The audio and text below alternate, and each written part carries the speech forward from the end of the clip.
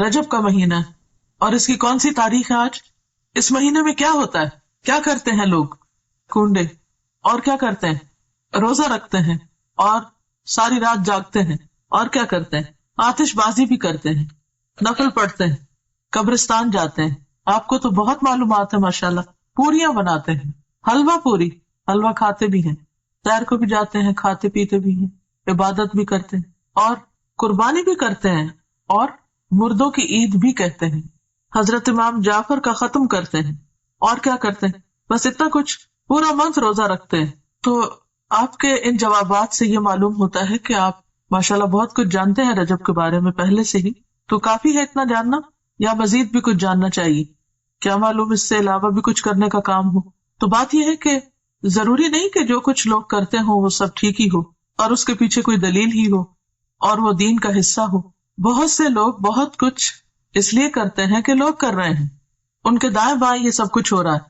وہ براہ راست کوئی علم حاصل نہیں کرتے، وہ کسی چیز کو جانتے نہیں، بس سنی سنائی پہ یقین کرتے ہیں. یا پھر کیا کہتے ہیں کہ ہمارے آباء و اجداد یہ سب کیا کرتے تھے اور کیا ہمارے والدین غلط ہو سکتے ہیں؟ تو بات یہ ہے کہ ضروری نہیں کہ جو کام والدین کرتے ہوں یا جو چیز ہمارے آس پاس ہو رہی ہو یا جسے لوگ بہت اہمیت دے رہے ہوں وہ واقعی بہت اہم ہو. ہمیں دیکھنا یہ ہوگا کہ کوئی بھی کام جو ہم کرتے ہیں اور خاص طور پر جسے عبادت سمجھ کر کرتے ہیں اور جسے خاص اہمیت دیتے ہیں اس کی حقیقت کیا ہے. اس وقت میں رجب اور شب معراج کا پمفلٹ جو اسلام آباد الہدیٰ نے چھاپا ہے اس کو فالو کروں گی اور آپ لوگ بھی اپنے سامنے ٹیکسٹ کھول سکتے ہیں تاکہ ساتھ ساتھ آپ دیکھتے بھی جائیں جو میں بول رہی ہوں. اور ہو سکتا ہے کہ آپ کو بھی کسی کو پڑھ کر سنانا پڑے تو آپ کو پھر پروننسیشن ٹھیک ہونا چاہیے. جو الفاظ میں کوٹ کر رہی ہوں اس میں عربک کے خاص طور پر ان کو صحیح طور پر ادا کرنا آنا چاہیے. اور پھر سب سے بڑی بات یہ کہ جب دلیل انسان صرف کانوں سے سنتا نہیں آنکھوں سے دیکھتا بھی ہے تو یقین کا درجہ بڑھ جاتا ہے، عین الیقین ہو جاتا ہے. رجب اور شب معراج. رجب اسلامی کیلنڈر کے حرمت والے مہینوں میں سے ایک ہے جسے رجب المرجب بھی کہتے ہیں. رسول اللہ صلی اللہ علیہ وسلم نے فرمایا سال 12 مہینوں کا ہے جن میں سے 4 حرمت والے ہیں، 3 پے در پے یعنی ایک کے بعد ایک، اور وہ کیا ہے؟ ذوالقعدہ، ذوالحجہ اور محرم، اور رجب جو جمادی الاخر اور شعبان کے درمیان ہے. یہ صحیح بخاری کی حدیث ہے، کتاب بدء الخلق. تو اس سے پتہ چلتا ہے کہ مہینوں کی تعداد اور مہینوں کی گنتی جو ہے یہ اللہ تعالیٰ نے مقرر فرمائی ہے اور ان میں سے 4 کو حرمت والا بنایا ہے. حرمت والے کا مطلب کیا ہے؟ احترام والا، قابل احترام، کہ جب یہ مہینے شروع ہو تو کسی قسم کی لڑائی جھگڑا فساد نہ کیا جائے، قتل و غارت نہ کی جائے، ہر طرف امن امان ہو. عربی میں رجبہ کا معنی ہے تعظیم کرنا اور مرجب معظم کے معنوں میں آتا ہے یعنی عظمت والا. اس کو رجب مضر بھی کہتے ہیں. مضر عربوں کے ایک قبیلے کا نام ہے جس نے دور جاہلیت میں خاص طور پر اس ماہ کی حرمت کا اہتمام کیا، یعنی وہ اس مہینے کو بہت اہمیت دیا کرتے تھے. اسی نسبت کی بنا پر اسے ان سے منسوب کر دیا گیا. اسلام سے قبل دور جاہلیت میں قتل و غارت عربوں کا مشغلہ تھا، لیکن جو ہی حرمت والے مہینے آتے تو ہتھیار اتار دیتے، یعنی لڑنا جھگڑنا بند کر دیتے. لہذا رجب کے بارے میں قبل از اسلام جاہلی عرب کہا کرتے تھے رجب منسل الاسنہ.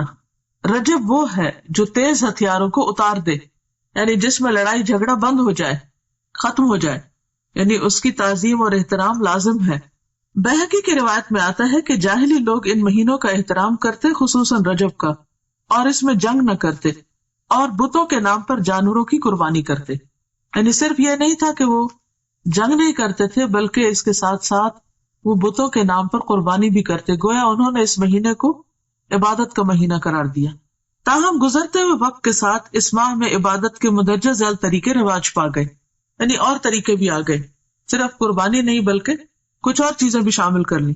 بالکل ایسے ہوتا ہے نا کہ جب ہم کھانا کھانے لگتے ہیں تو ایک مین میل ہوتا ہے اور اس کے ساتھ طرح طرح کی چٹپٹی چیزیں اور بھی لوازمات ہم شامل کر لیتے ہیں.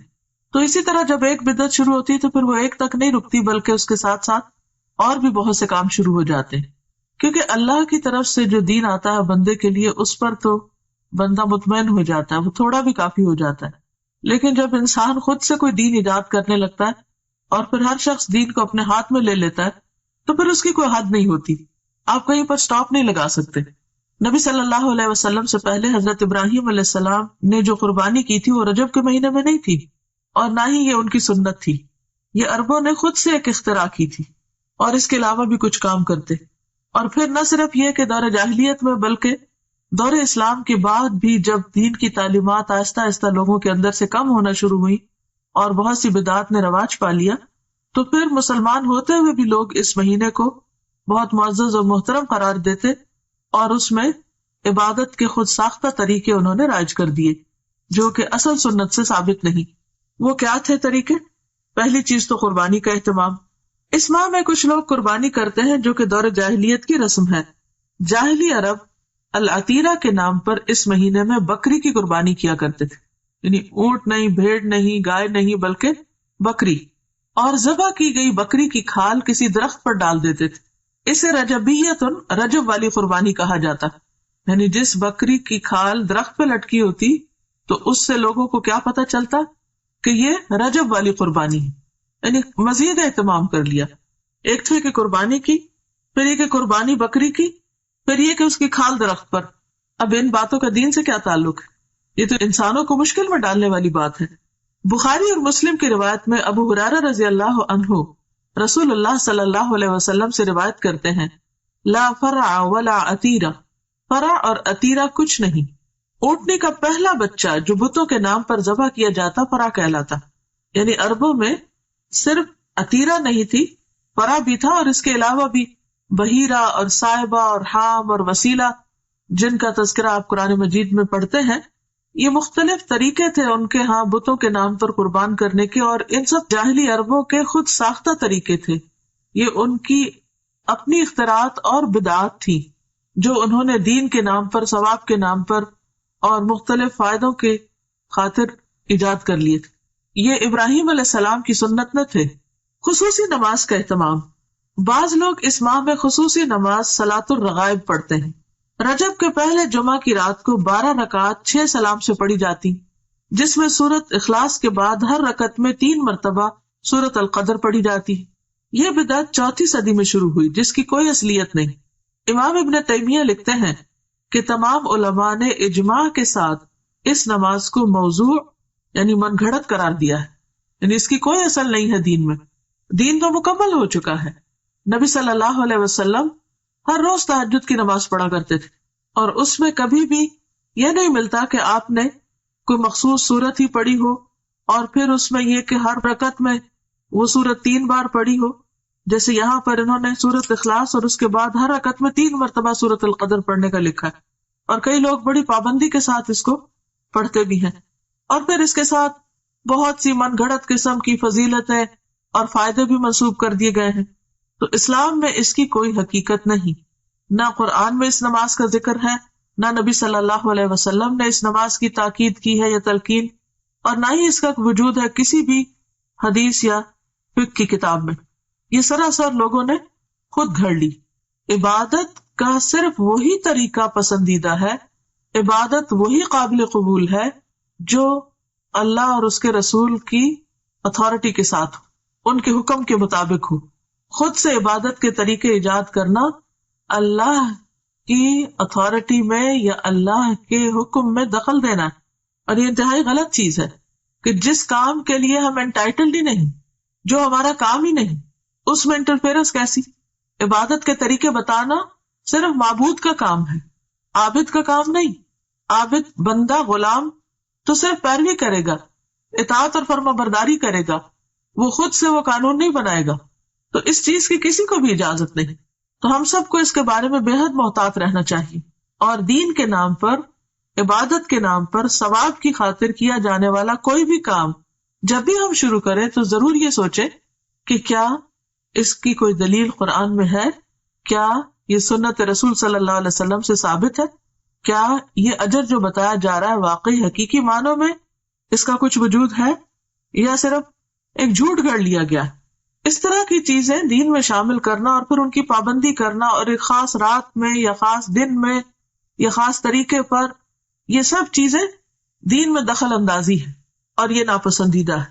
آپ سوچئے کہ اگر آپ مثلاً کہیں پر کوئی قانون بنا رہے ہیں یا پالیسیز بنا رہے ہیں یا کسی بھی قسم کا کوئی ڈسپلن کام کر رہے ہیں، اور ایک وہ شخص جس کا اس سے کوئی تعلق نہیں معاملے سے، وہ بیچ میں آ کر اپنی ایک کلاس ڈال دے، اپنی طرف سے کوئی چیز لوگوں کو اس کی پابندی کروانا شروع کر دے، تو یہ جرم ہوگا، ایک یہ دوسرے کی ٹیریٹری میں مداخلت ہوگی کہ آپ کو جس کام پہ اپوائنٹ نہیں کیا گیا۔ یا پھر یہ کہ مثلاً اگر کسی کو کسی خاص قانون کی پابندی کروانے کے لیے کہا گیا اور وہ اس قانون کے ساتھ کچھ اور قانون اپنی طرف سے بھی شامل کر دے جس کی اس کو اجازت نہ ہو، اس کے پاس کوئی اتھارٹی نہ ہو، کوئی سند نہ ہو، تو یہ طریقہ انتہائی معیوب ہے۔ تو دین کے معاملے میں بھی ہمیں نہایت سمجھداری سے کام لینا چاہیے، اور دین کو بس اتنا ہی رکھنا چاہیے کہ جتنا وہ ہے یا جتنا ہمیں دے دیا گیا ہے۔ اگر ہم کچھ چیزیں اپنی طرف سے شامل کریں گے تو ایسا کرنا دین کو بوجھل بنانا ہوگا، مشکل بنانا ہوگا، اور لوگوں کے لیے زندگی کو دوبر کرنے کے مترادف ہوگا، اور یہ انتہائی ناپسندیدہ بات ہے، کیونکہ ہمارے لیے اتنا ہی دین کافی ہے جتنا ہمیں اللہ اور اس کے رسول صلی اللہ علیہ وسلم نے دے دیا۔ اس کی پابندی بھی ہم پہ بڑی بھاری ہوتی ہے، کہاں یہ کہ ہم ایکسٹرا چیزیں شروع کر دیں۔ پھر عمرہ کا اہتمام، لوگ اس ماہ میں خصوصی طور پر عمرہ کا اہتمام بھی کرتے ہیں، جبکہ قرآن اور حدیث سے اس بات کا کوئی ثبوت نہیں ملتا کہ آپ صلی اللہ علیہ وسلم نے اس ماہ میں عمرہ ادا کیا ہو، بلکہ حضرت عائشہ رضی اللہ تعالی عنہا نے ایک موقع پر اس کی تردید بھی کی ہے۔ عروہ بن زبیر سے روایت ہے کہ میں نے عائشہ رضی اللہ تعالی عنہا سے اس کے بارے میں پوچھا تو فرمایا، ما اعتمر رسول اللہ صلی اللہ علیہ وسلم فی رجب قط، صحیح بخاری، رسول اللہ صلی اللہ علیہ وسلم نے رجب میں کبھی بھی عمرہ ادا نہ فرمایا۔ تو اس لیے اگر کوئی ویسے اپنے عمرہ ٹرپ پہ جا رہا ہے تو ضرور جائے، نیکی کا کام ہے، لیکن خاص طور پر رجب کے مہینے کو مخصوص کرنا اور پھر سال بھر انتظار کرنا کہ رجب آئے گا تو ہم پھر عمرہ کرنے جائیں گے، یہ غلط بات ہوگی۔ یا یہ سوچ کر کہ یہ نبی صلی اللہ علیہ وسلم کی سنت کی پیروی ہے تو یہ بھی غلط ہوگا۔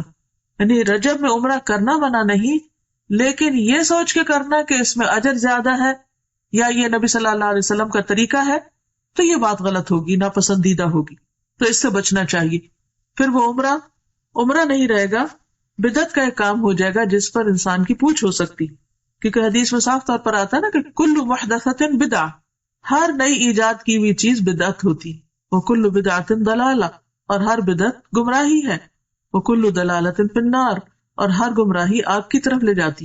یعنی جس چیز کو اللہ نے ہمارے لیے مقرر نہیں کیا اور جس پر کوئی ثواب نہیں بتایا، اس پر کسی انسان کو یہ حق نہیں کہ وہ لوگوں کو ثواب بتا کر اس پر پابند کرے۔ پھر روزوں کا اہتمام، بعض لوگ اس ماہ میں خصوصی روزوں کا اہتمام کرتے ہیں۔ صحیح روایات سے پتہ چلتا ہے کہ آپ نے کبھی مسلسل 3 ماہ رجب، شعبان اور رمضان روزے نہ رکھے اور نہ اس کی تاکید کی۔ شعبان اور رمضان کا تو ملتا لیکن رجب کو آپ نے ساتھ نہیں ملایا۔ بعض لوگ 27 رجب کا روزہ رکھتے ہیں اور اس روزے کو عام دنوں کے روزوں سے افضل سمجھتے ہیں، یعنی خاص طور پر 27 تاریخ کے روزے کا اہتمام، یہ بھی درست نہیں۔ متعدد احادیث سے نبی کریم صلی اللہ علیہ وسلم کا مخصوص دنوں یا تاریخوں میں نفلی روزوں کا اہتمام کرنا ثابت ہے، یعنی ایسا نہیں کہ کوئی دن اور مقرر نہیں، اور دن ہے مقرر، لیکن وہ آپ صلی اللہ علیہ وسلم نے خود کیے ہیں۔ آپ کے بعد کسی اور کو اجازت نہیں کہ وہ لوگوں کے لیے دن مخصوص کر دے کہ اس دن لازمی روزہ رکھنا ہوگا اور اس کا ثواب زیادہ ہوگا۔ متعدد احادیث سے نبی کریم صلی اللہ علیہ وسلم کا مخصوص دنوں یا تاریخوں میں نفلی روزوں کا اہتمام کرنا ثابت ہے، جیسا کہ ایام 20 میں ہر قمری مہینے کی 13، 14، 15 تاریخ، 20 ان کو اس لیے کہتے ہیں کہ یہ چاند کی وہ راتیں ہوتی ہیں جس میں ہر طرف چاندنی پھیلی ہوئی ہوتی ہے اور ہر چیز سفید نظر آتی ہے ایک طرح سے، تو 20 جو ہے ابیض سے، یا ہر سوموار اور جمعرات کو، یہ بھی مسنون ہے کیونکہ آپ نے اس کا اہتمام کیا۔ ذوالحجہ کے ابتدائی عشرے میں پہلے 10 دن یعنی 9، 10 محرم کو ابتدائی عشرے میں، یعنی اس کا مطلب نہیں کہ 10 تاریخ تک، 10ویں تاریخ کو تو عید ہوتی ہے، یعنی 9 تاریخ تک مراد ہے، 9، 10 محرم کو، یا پھر کثرت سے ماہ شعبان میں۔ ان تمام کے بارے میں صحیح اور مستند احادیث ملتی ہیں، لیکن 27 رجب کے روزے کے بارے میں کوئی روایت نہیں ہے، لہٰذا اگر کوئی خصوصی طور پر اس دن کا روزہ رکھتا ہو تو اس کا روزہ تو ہو سکتا ہے، مگر یہ عمل مسنون نہیں ہوگا بلکہ بدعت شمار ہوگا۔ قرآن کریم میں ارشاد ربانی ہے، یا ایھا الذین آمنوا لا تقدموا بین یدی اللہ ورسولہ، الحجرات آیت 1۔ اے لوگو جو ایمان لائے ہو، اللہ اور اس کے رسول سے آگے نہ بڑھو۔ عمر رضی اللہ عنہ اس ماہ میں نہ صرف یہ کہ روزہ رکھنے سے منع کیا کرتے تھے، بلکہ لوگوں کے ہاتھوں پر ہاتھ مار کر مجبور کرتے کہ وہ روزہ توڑ دے، کیونکہ ماہ رجب کی تعظیم اور اس میں روزہ رکھنا دور جاہلیت کی رسم تھی۔ یہ مصنف ابن ابی شیبہ کی روایت ہے۔ اور ایسا کیوں کرتے تھے؟ کیونکہ قرآن پاک کا یہ حکم ان کے سامنے تھا کہ لوگوں اللہ رسول سے آگے مت جاؤ، یعنی جو کام انہوں نے نہیں بتایا وہ تم اپنے ہاتھ میں نہ لو اور ان سے بڑے بننے کی کوشش نہ کرو، کیونکہ عموماً حکم چلانے والے ایک طرح سے اپنی بڑائی کا اظہار کر رہے ہوتے ہیں۔ البتہ اگر کوئی شخص بطور عادت ہر ماہ چاند کی 13، 14 اور 15 تاریخ یا پیر اور جمعرات کو رکھتا ہو تو اس ماہ میں بھی رکھ سکتا ہے۔ یعنی اگر 27 رجب پیر کو آ رہی ہے اور اس کی پہلے سے عادت ہے ہر پیر کو روزہ رکھنے کی، تو ایسا شخص روزہ رکھ سکتا ہے۔ 22 رجب کو لوگ کیا کرتے ہیں؟ کنڈوں کا اہتمام کرتے ہیں۔ 22 رجب کے کنڈوں کا اہتمام بھی بر صغیر میں عام ہے۔ 22 رجب کو کنڈے بھرنا بطور رسم رواج پا چکا ہے، یعنی اس کا رواج عام ہو چکا ہے۔ اس رسم میں کسی منت کے پورا ہونے پر حلوہ پوری اور کھیر وغیرہ پکائی جاتی ہے۔ تاریخ کے مطالعہ سے یہ بات سامنے آتی ہے کہ اس رسم کی ابتدا 1906 یعنی 1906 میں امیر مینائی کے خاندان سے ہوئی، جو ہندوستان کے شہر سے تعلق رکھتا تھا۔ اس رسم کا مقصد امام جعفر کی روح کو ایصال ثواب تھا، حالانکہ اس بات کا تعین نہیں ہو سکا کہ مذکورہ امام کی پیدائش یا وفات ماہ رجب میں ہوئی تھی۔ کوئی بھی نہیں جانتا کہ واقعی امام جعفر اس مہینے میں پیدا ہوئے یا ان کی وفات ہوئی، لیکن اس رسم کو جو کہ تقریباً 100 سال پہلے شروع ہوئی امام جعفر سے منسوخ کر دیا گیا۔ تو اس سے یہ بھی پتہ چلتا ہے کہ اس کا آغاز نبی صلی اللہ علیہ وسلم نے نہیں کیا، یہ چیز اصل دین میں نہیں۔ اسلام میں کسی بھی برگزیدہ شخصیت کی پیدائش کے دن خوشی منانے یا خصوصی صدقہ و خیرات کی کوئی گنجائش نہیں ہے، یعنی کسی بھی انسان کے حوالے سے کوئی دن منانا اسلامی روایت نہیں ہے، مثلا برتھ ڈے منانا یا برسی منانا یا انہی خاص دنوں پر کوئی صدقہ خیرات کرنا، یہ سب چیزیں بعد کی پیداوار ہیں۔ صحابہ کرام ان چیزوں سے بہت آگے تھے، ان کی زندگیوں میں ایسی مصروفیات نہیں تھی، اسی وجہ سے انہوں نے بڑے بڑے کام کیے، دین کی بڑی خدمت کی۔ آج ہم میں سے اکثر لوگ وقت کی کمی کا شکایت کرتے ہیں کہ وقت نہیں ہے، تو اس کی بھی اصل وجہ کیا ہے؟ اس کی بنیادی وجہ ہمارا غیر ضروری، غیر متعلق چیزوں میں اپنا وقت لگانا ہے یا اپنا مال لگانا ہے۔ جہاں صدقہ کی ضرورت ہوتی ہے وہاں ہم صدقہ نہیں کرتے، بھوکے کو کھانا نہیں کھلاتے، یتیم کی پرورش سے جی چراتے ہیں۔ اسی طرح دین کے کام، تبلیغ کے کاموں میں خرچ کرنا تو ہمارے ذہن میں ہی نہیں ہوتا، یا اس کو تو ہم صدقہ خیرات میں شامل ہی نہیں کرتے، یا صدقہ جاریہ کے کام یا پروجیکٹ جو ہیں وہ نظر انداز کیے رکھتے ہیں، یعنی اوور آل جو امت کی حالت، اسی وجہ سے ہماری حالت دیکھنے کے قابل ہے۔ لیکن پھر ہمارا مال کہاں جاتا ہے؟ یا تو وہ شادی کی بڑی بڑی تقریبات میں صرف ہو جاتا ہے، یا پھر وہ وفات کے موقع سے متعلق بہت سے جو رسم و رواج ہم لوگوں نے عام کر رکھے ہیں ان میں خرچ ہو جاتا ہے، یا پھر اسی قسم کے نظر اور منت ہے جس کا اسلام میں کوئی بھی تصور نہیں، کوئی اس کی اوریجن نہیں، ان میں خرچ ہو جاتے ہیں۔ ایک قول ہے کہ البدعۃ تمیت السنہ، بدعت جو ہے وہ سنت کو ختم کر دیتی، سنت کی موت ہے، یعنی کوئی بھی سنت رواج نہیں پا سکتی اگر کہیں پر بدعت چھائی ہوئی ہو۔ تو یہ عام سمجھ میں آنے والی کامن سینس کی بات ہے کہ اگر آپ اپنے وقت کو یا اپنی جگہ کو یا اپنے کسی بھی کام کو غیر ضروری چیزوں سے اسٹف کر دیں گے، بھر دیں گے، اور غیر متعلقہ چیزیں اس میں کرنے لگیں گے، تو جو اصل چیز ہے یا اہم کام ہے وہ نہیں ہو سکے گا۔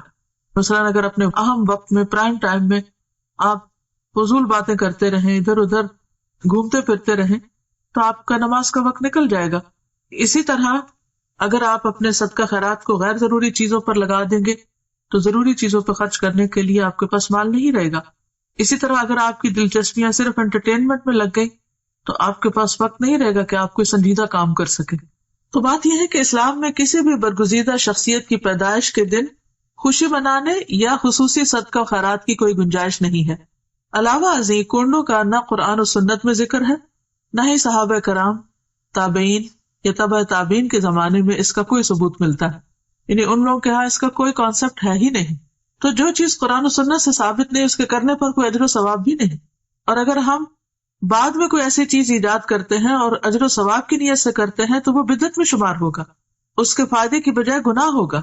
لہٰذا ایسی چیزوں سے بچنا ضروری ہے. اصل دین کیا ہے؟ ہمارے ذہن میں واضح ہونا چاہیے کہ اصل دین کیا ہے. اصل دین وہ ہے جو اللہ تعالیٰ نے محمد صلی اللہ علیہ وسلم کے ذریعے ہم تک پہنچایا، یعنی دین اللہ کی اطاعت و فرمانبرداری، اس کے احکامات کے آگے سر تسلیم خم کرنے اور محمد صلی اللہ علیہ وسلم کی سنت پر عمل کرنے کا نام ہے. ارشاد ربانی ہے، الیوم اکملت لکم دینکم واتممت علیکم نعمتی ورضیت لکم الاسلام دینا. المائدہ 3. آج میں نے تمہارے لیے تمہارا دین مکمل کر دیا اور تم پر اپنی نعمت تمام کر دی اور تمہارے لیے دین اسلام کو پسند کر لیا.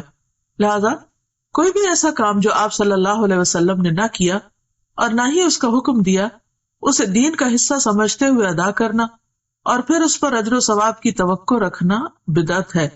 نبی کریم صلی اللہ علیہ وسلم کا ارشاد ہے، کل محدثۃ بدعہ وکل بدعۃ ضلالہ وکل ضلالۃ فی النار. بے شک ہر نئی بات بدعت ہے اور ہر بدعت گمراہی ہے اور ہر گمراہی آگ میں لے جانے والی ہے. بدعتی کے بارے میں رسول اللہ صلی اللہ علیہ وسلم کا ارشاد مبارک ہے کہ اللہ تعالیٰ بدعتی کی توبہ قبول نہیں کرتا جب تک کہ وہ بدعت ترک نہیں کرتا. یہ صحیح حدیث ہے ترغیب و ترہیب کی. یعنی ایسے شخص کی توبہ بھی قبول نہیں ہوتی جو ان چیزوں کو چھوڑتا نہیں جو دین کے نام پر اس نے خود ایجاد کر لی، یا نبی صلی اللہ علیہ وسلم کے بعد اگر کسی نے ایجاد کی اور وہ ان کی پیروی اور پابندی کر رہا ہے. آپ صلی اللہ علیہ وسلم نے فرمایا، میں اپنے حوض پر تم سے پہلے موجود ہوں گا اور تم میں سے کچھ لوگ میرے سامنے لائے جائیں گے، پھر انہیں میرے سامنے سے ہٹا دیا جائے گا تو میں کہوں گا کہ اے میرے رب، یہ میرے ساتھی ہیں. لیکن مجھ سے کہا جائے گا کہ آپ نہیں جانتے انہوں نے آپ کے بعد کیا کیا نئی چیزیں ایجاد کر لی تھی. یہ صحیح بخاری کی روایت ہے. تو اس سے آپ اندازہ لگائیں کہ اگر کوئی شخص دین میں نئے طریقے ایجاد کرتا ہے اور ان کی پابندی کرتا ہے اور ان کو فرض کے درجے پر لے آتا ہے تو قیامت کے دن ایسے شخص کو نبی صلی اللہ علیہ وسلم کے حوض سے پانی نصیب نہ ہوگا اور آپ اس شخص سے خفا ہوں گے کیونکہ اس نے دین کو اپنے ہاتھ میں لے لیا.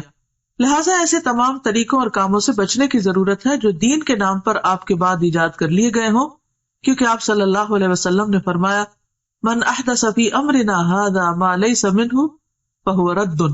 صحیح بخاری. جس نے ہمارے اس دین میں کوئی ایسی چیز ایجاد کی جو اس میں سے نہ ہو تو وہ مردود ہے، یعنی ریجیکٹڈ ہے، قابل قبول نہیں. اسی طرح یہ ہے کہ بعض لوگ 27 رجب کی شب کو عبادت کا اہتمام کرتے ہیں، تو اس کے بارے میں دین کا حکم کیا ہے؟ دیگر بدعات کے علاوہ 27 رجب کو رات جاگ کر عبادت کرنے اور دن کو روزہ رکھنے کو بھی بہت اہمیت دی جاتی ہے اور اس کی نسبت واقعہ معراج سے کی جاتی ہے. حالانکہ نبی کریم صلی اللہ علیہ وسلم نے اپنی حیات مبارکہ میں واقعہ معراج کے بعد اس رات کسی خصوصی عبادت کا نہ تو اہتمام کیا اور نہ ہی نبی کریم صلی اللہ علیہ وسلم کا کوئی قول یا عمل 27 رجب کی شب خصوصی عبادت کے بارے میں ہے. یعنی یہ سب کچھ سیلف کریٹڈ. نہ تو آپ نے ایسی کوئی عبادت کی اس رات، نہ صحابہ نے روزہ رکھا اور نہ ہی آپ نے کوئی ایسا حکم دیا. آپ کے جانثار صحابہ کرام یا ازواج مطہرات میں سے بھی کسی نے اس کا اہتمام نہیں کیا. لہٰذا ایسے تمام طریقوں اور کاموں سے بچنے کی ضرورت ہے جو دین کے نام پر نبی کریم صلی اللہ علیہ وسلم کے بعد ایجاد کر لیے گئے ہوں. یعنی اپنی طرف سے کسی چیز کی پابندی نہ اپنے اوپر اس طرح فرض کے درجے میں کرنی چاہیے اور نہ ہی کسی اور کو اس کا پابند کرنا چاہیے. واقعہ معراج کے ظہور کی حقیقت اپنی جگہ مسلم ہے، یہ واقعہ تو پیش آیا ہے، مگر یہ بھی ایک حقیقت ہے کہ اس کے رونما ہونے کی تاریخ کے بارے میں کم و بیش 36 مختلف اقوال ملتے ہیں. 36 ڈفرنٹ ورژنز ہیں. بعض کے مطابق یہ واقعہ ربیع الاول میں ہوا، بعض نے رمضان، بعض نے ہجرت سے چند سال بعد اور بعض نے چند ماہ قبل کہا. اس کی حتمی تاریخ کسی صحیح حدیث سے یقینی طور پر ثابت نہیں کہ واقعی یہ 27 رجب کو ہی ہوا ہوگا. تاہم یہ بات تسلیم شدہ ہے کہ نبی کریم صلی اللہ علیہ وسلم کو مکی زندگی کے آخری حصے میں یہ خاص مشاہدہ کرایا گیا جس میں ہمارے لیے سیکھنے اور عمل کرنے کے بہت سے پہلو ہیں.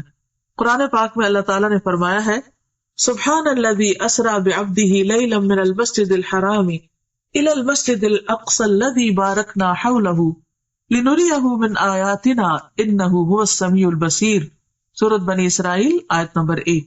پاک ہے وہ ذات جو اپنے بندے کو ایک رات میں مسجد الحرام سے مسجد اقصی تک لے گیا جس کے آس پاس ہم نے برکت رکھی ہے، یعنی اس علاقے میں اللہ نے برکتیں نازل کی ہیں تاکہ ہم اسے اپنی بعض نشانیاں دکھائیں، یقیناً وہ خوب سننے والا اور خوب دیکھنے والا ہے۔ اس آیت میں جس واقعے کی طرف اشارہ ہے وہ اسراء کے نام سے مشہور ہے۔ اسراء کے لفظی معنی ہے رات کو سفر کرنا، رات کو چلنا۔ یہ وہی سفر ہے جس میں نبی کریم صلی اللہ علیہ وسلم کو جسم اور روح سمیت مسجد الحرام یعنی مکہ سے مسجد اقصی فلسطین تک معجزاتی طور پر لے جایا گیا، یعنی براق پر۔ فرشتوں کی ہمنشینی کا یہ سفر اس زمانے کے حالات، اسباب سفر اور فاصلے کی طوالت کی وجہ سے انسانی عقل اور سمجھ سے بالاتر ہے، یعنی انسان نہیں سمجھ سکتا کہ ایک رات میں آپ اتنی تیزی سے وہ سفر کیسے کیے اور کس طرح آپ واپس بھی آ گئے۔ لیکن جیسا کہ اس آیت میں واضح کیا گیا ہے کہ پاک ہے وہ ذات، یعنی اللہ جو اپنے بندے کو لے گیا، یعنی اللہ تعالیٰ کے لیے کچھ بھی مشکل نہیں۔ جن چیزوں کو ہم ناممکن سمجھتے ہیں وہ اللہ کے ہاں ناممکن نہیں۔ تو جس ذات میں کمال قدرت ہو وہ سب کچھ کر سکتا ہے۔ اس حیرت انگیز اور ایمان افروز سفر کی تفاصیل بخاری اور مسلم سمیت احادیث کی دیگر کتب میں موجود ہیں۔ تو اب ہم اس کے بارے میں پڑھیں گے کہ یہ واقعہ کیسے رونما ہوا۔ بعض روایات کے مطابق 27 رجب کی شب کو نبی صلی اللہ علیہ وسلم معراج پر تشریف لے گئے۔ اگرچہ اس کے بارے میں اختلاف ہے لیکن پھر بھی عام طور پر غالب گمان یہی ہے کہ آپ اسی شب کو تشریف لے گئے تھے۔ تو آئیے تھوڑا سا اس بارے میں دیکھ لیتے ہیں کہ آپ نے اللہ سبحانہ و تعالیٰ کی کون کون سی نشانیاں دیکھی، کیا کیا چیزیں مشاہدہ فرمائیں اور ان میں ہمارے لیے کیا سبق ہے۔ آغاز سفر اور شق صدر۔ شق کہتے ہیں پھاڑنے کو اور صدر کہتے ہیں سینے کو، اور شق صدر کا معنی ہے سینے کو کھولنا۔ اس کی تفصیل آگے ملے گی، ابھی اتنا ہی کافی۔ انس بن مالک رضی اللہ عنہ سے مروی ہے کہ معراج کی رات جب بیت اللہ سے نبی کریم صلی اللہ علیہ وسلم کو لے جایا گیا تو وحی آنے سے قبل آپ کے پاس 3 فرشتے آئے۔ اس وقت آپ مسجد الحرام میں سو رہے تھے۔ ان میں سے ایک نے پوچھا وہ کون ہے، یعنی آپ کی طرف اشارہ کر کے۔ دوسرے نے جواب دیا وہ ان میں سب سے بہتر ہیں۔ تیسرے نے کہا ان میں جو سب سے بہتر ہے انہیں لے لو۔ اس رات اتنا ہی واقعہ پیش آیا اور نبی صلی اللہ علیہ وسلم نے اس کے بعد انہیں نہیں دیکھا، یہاں تک کہ وہ دوسری رات آئے جبکہ آپ کا دل دیکھ رہا تھا اور آپ کی آنکھیں سو رہی تھیں، لیکن دل نہیں سو رہا تھا۔ تمام انبیاء کی نیند ایسی ہی ہوتی ہے، انہوں نے آپ سے کوئی بات نہ کی، یہاں تک کہ آپ کو اٹھا کر چاہے زمزم کے پاس لٹایا، چاہ کہتے کنویں کو، یعنی زمزم کے کنویں کے پاس۔ یہاں جبریل علیہ السلام نے اپنا کام سنبھالا اور سینہ مبارک گردن تک خود اپنے ہاتھ سے چاک کیا یعنی کاٹا، اور سینہ اور پیٹ کی تمام چیزیں نکال کر انہیں اپنے ہاتھ سے زمزم کے پانی سے دھویا۔ جب خوب دھو چکے تو آپ کے پاس سونے کا ایک تشت لایا گیا، تشت پلیٹ کو کہتے ہیں جیسے ٹرے وغیرہ۔ اس میں سونے کا ایک بڑا پیالہ تھا جو حکمت اور ایمان سے پر تھا، یعنی بھرا ہوا تھا۔ اس سے آپ کے سینے اور گلے کی رگوں کو پر کر دیا، یعنی بھر دیا۔ وہ حکمت اور ایمان انڈیل دیا سینے اور گلے کی رگوں کو۔ سینہ مبارک پھر سے سی دیا گیا، صحیح بخاری کتاب التوحید۔ اور بہت سے لوگ اس بات پر حیران ہوں گے اور پریشان بھی ہوں گے کہ یہ کیسے ممکن ہے کہ کسی کا سینہ چاک کر دیا جائے۔ تو بات یہ ہے کہ اگر آج اللہ تعالیٰ نے انسان کو یہ عقل دی ہے اور انسان سرجری کے ذریعے سینہ کھول کے پھر اسے بند کرنے کے قابل ہو گیا ہے، اور یہاں تک کہ بعض لوگوں کا ہارٹ ٹرانسپلانٹ کیا بھی گیا ہے اور کافی حد تک اس میں کامیابی بھی ہوئی ہے، تو کیا اللہ کے بھیجے ہوئے فرشتوں اور خاص طور پر جبریل علیہ السلام جو القوی الامین ہے، اللہ تعالیٰ ان کو یہ ٹیکنیک نہیں سکھا سکتا، ان کو یہ طریقہ نہیں بتا سکتا کہ سینہ کھولا کیسے جائے اور سینہ بند کیسے کیا جائے؟ تو یہ بھی اللہ کی نشانیوں میں سے ایک نشانی ہے، اور ایسا علم ہمارے ایمان بالغیب کا ایک ٹیسٹ ہے بیسیکلی، کہ کیا ہم اس پر ایمان رکھتے ہیں۔ بعض اوقات قرآن مجید میں ایسی کوئی بات آتی ہے جیسے موسیٰ علیہ السلام کے معجزات کا ذکر ہے یا دیگر انبیاء کے، تو ہم یہ سوچ کر اس کو مان لیتے ہیں کہ یہ اللہ کا کلام ہے اور قرآن مجید میں کوئی شک نہیں اور یہ درست ہوگا۔ لیکن جب حدیث میں ہم ایسی کوئی بات پڑھتے ہیں تو بعض اوقات ہم شک میں پڑ جاتے ہیں۔ تو ہدایت کے لیے بے حد ضروری ہے کہ والذین یؤمنون بما انزل الیک وما انزل من قبلک، وہ لوگ جو ایمان لاتے ہیں اس چیز پر جو آپ کی طرف نازل کی گئی، یعنی صرف قرآن مجید ہی نہیں نازل کیا گیا حکمت بھی نازل کی گئی. اور جیسا کہ اس حدیث سے تو واضح طور پہ پتہ چل رہا ہے کہ آپ کے سینے کو حکمت سے بھر دیا گیا. تو یہ کہاں سے آئی تھی حکمت؟ کہاں سے آیا تھا ایمان؟ کون لایا تھا؟ وہی لایا تھا جو دوسری وہی لاتے تھے، یعنی جبریل علیہ السلام. کہاں سے لائے تھے؟ اللہ سبحانہ وتعالیٰ کی طرف سے لائے تھے. اور پھر آپ کے اندر انڈیل دی گئی، ڈال دی گئی، اور اس سے آپ کا سینہ بھر دیا گیا. اب آپ سوچ رہے ہوں گے کہ حکمت اور ایمان تو ایبسٹریکٹ چیزیں ہیں، اور گلے کی رگیں جو ہے یا سینہ جو ہے یا دل جو ہے وہ دیکھنے کو مادی چیزیں ہیں، تو یہ کیسے ممکن ہوا؟ تو آپ دیکھیے کہ جیسے روح غیر مادی ہے اور ہمارا جسم مادی ہے. جب روح انسان کے اندر آتی ہے تو وہ تو نظر نہیں آتی، اس کا تو کوئی وزن نہیں ہوتا، تو وہ کیسے آ جاتی؟ وہ کون ڈالتا ہے؟ وہ بھی تو اللہ تعالیٰ فرشتے کو بھیج کر روح ڈالتے ہیں نا. تو جو رب ایک ایبسٹریکٹ چیز کو، نظر نہ آنے والی چیز کو انسان کے جسم کے اندر اور پورے جسم کے اندر ایک فرشتے کو بھیج کر ڈال سکتا ہے، جو رب، کیا وہ رب ایمان اور حکمت کو ایک پیغمبر کے سینے میں نہیں ڈال سکتا؟ خواہ وہ مادی تھے یا نہیں تھے، وہ جس بھی حال میں تھے، ہمیں اس کا علم نہیں دیا گیا. ہمارا فرض بنتا ہے اس پر ایمان لانا، کیونکہ یہ ایمان بالغیب ہی کی ایک قسم ہے. تو یہ سفر کا آغاز تھا، یعنی آپ نے ابتدا میں کچھ نشانیاں دیکھی اور ان کو محسوس کیا، اور خواب میں آپ کو چیزیں دکھائی گئیں. اس کے بعد پھر کیا ہوا؟ مسجد الحرام سے مسجد اقصیٰ تک اسراء کا واقعہ، اور اسراء عربی میں کہتے ہیں رات کے وقت سفر کرنے کو. اس کے بعد آپ کے پاس شراب، دودھ اور شہد کے برتن لائے گئے. آپ نے دودھ پسند فرمایا. جبریل علیہ السلام نے کہا آپ نے فطرت پائی، آپ کو ہدایت نصیب ہوئی، اور آپ کی امت کو بھی. یہ مسند احمد کی روایت کا حوالہ ہے. حوالہ جہاں لکھا ہوتا ہے اس کا معنی ہوتا ہے کہ بات پوری کی پوری نہیں لکھی گئی، بلکہ اس میں کچھ اختصار کے ساتھ روایت کی گئی ہے، یعنی اس انفارمیشن کا سورس مسند احمد ہے.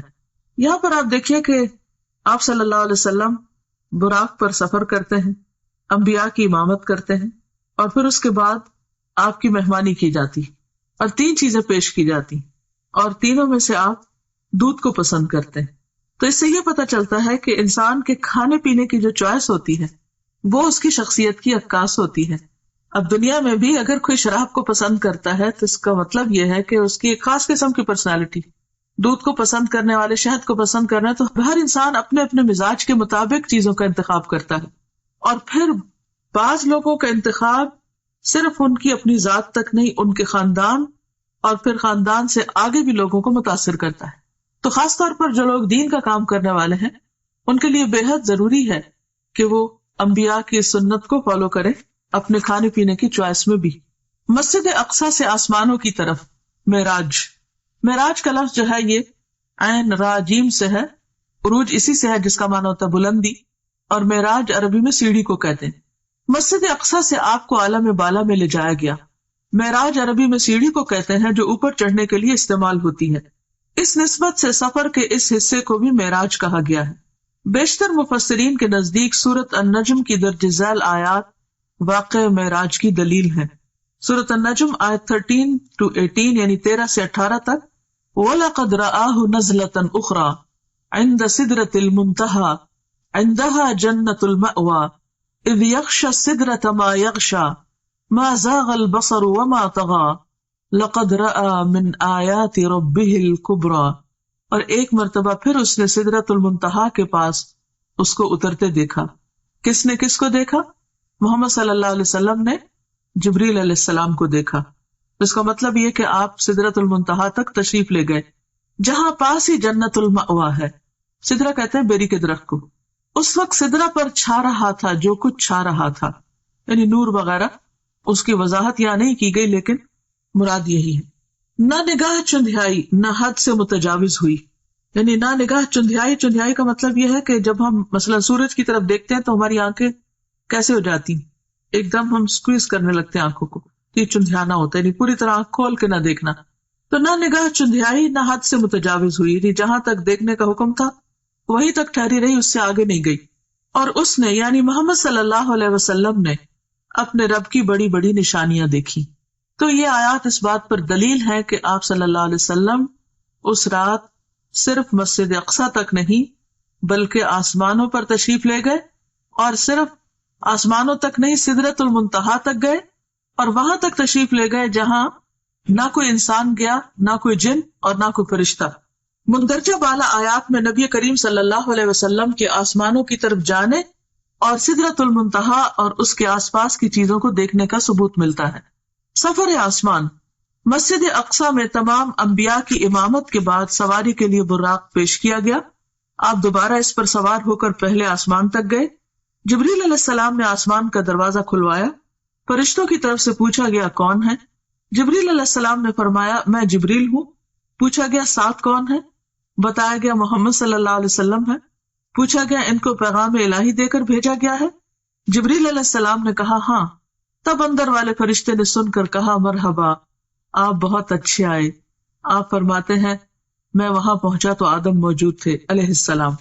اس سے کیا بات پتہ چلتی کہ کسی کے گھر میں داخل ہونے سے پہلے، کسی کے خاص علاقے میں داخل ہونے سے پہلے دروازہ کھٹکھٹانا، اپنا نام بتانا، اجازت ملنا اور پھر داخل ہونا، یہ ہے صحیح طریقہ۔ اور اس وقت آپ دیکھیے کہ آسمان کے جو فرشتے ہیں وہ صرف یہ سن کر نہیں دروازہ کھول دیتے کہ جبریل موجود ہے، حالانکہ جبریل علیہ السلام کی قدردانی آسمانوں میں بھی اور زمین پر بھی۔ اس کے باوجود جب وہ کہتے ہیں میں جبریل ہوں تو وہ یہ نہیں کہتے دھڑ سے دروازہ کھول دینے، پوچھتے ہیں کہ ساتھ کون ہے؟ اور ساتھ کون ہے؟ سب انسانوں میں سے عظیم چنے ہوئے انسان، بتایا گیا محمد صلی اللہ علیہ وسلم۔ اب اتنا کہنے پر بھی دروازہ نہیں کھلتا۔ پوچھتے ہیں کہ کیا ان کو پیغام الہی دے کر بھیجا گیا؟ کیا اللہ تعالیٰ نے بلایا ہے؟ جبریل نے کہا ہاں۔ تب فرشتے نے سن کر کہا مرحبا۔ اس سے یہ پتہ چلتا ہے کہ فرشتے کس قدر امانت دار ہیں، کس قدر ڈیوٹیفل ہیں، ان کو جو کہا گیا ہے وہی کرتے ہیں۔ یفعلون ما یؤمرون۔ اچھا ہمارا حال کیا ہوتا ہے کہ ہم فوراً ایکسائٹمنٹ میں اپنی حدود سے آگے بڑھ جاتے ہیں۔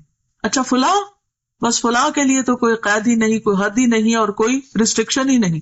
دنیا میں آپ دیکھیے کہ جو VIP عام طور پر ہوتے ہیں یا مخصوص قسم کے لوگ ہوتے ہیں، بعض اوقات ان کے لیے کوئی قانون نہیں ہوتا اور سمجھتے کہ وہ ہر قانون سے بالا ہے اور وہ جہاں سے چاہے داخل ہو جائے اور جو چاہے کرے، اور اگر کسی کو روکا جائے تو وہ اس کو انا کا مسئلہ بھی بنا لیتا ہے کہ میری بے عزتی کی گئی ہے۔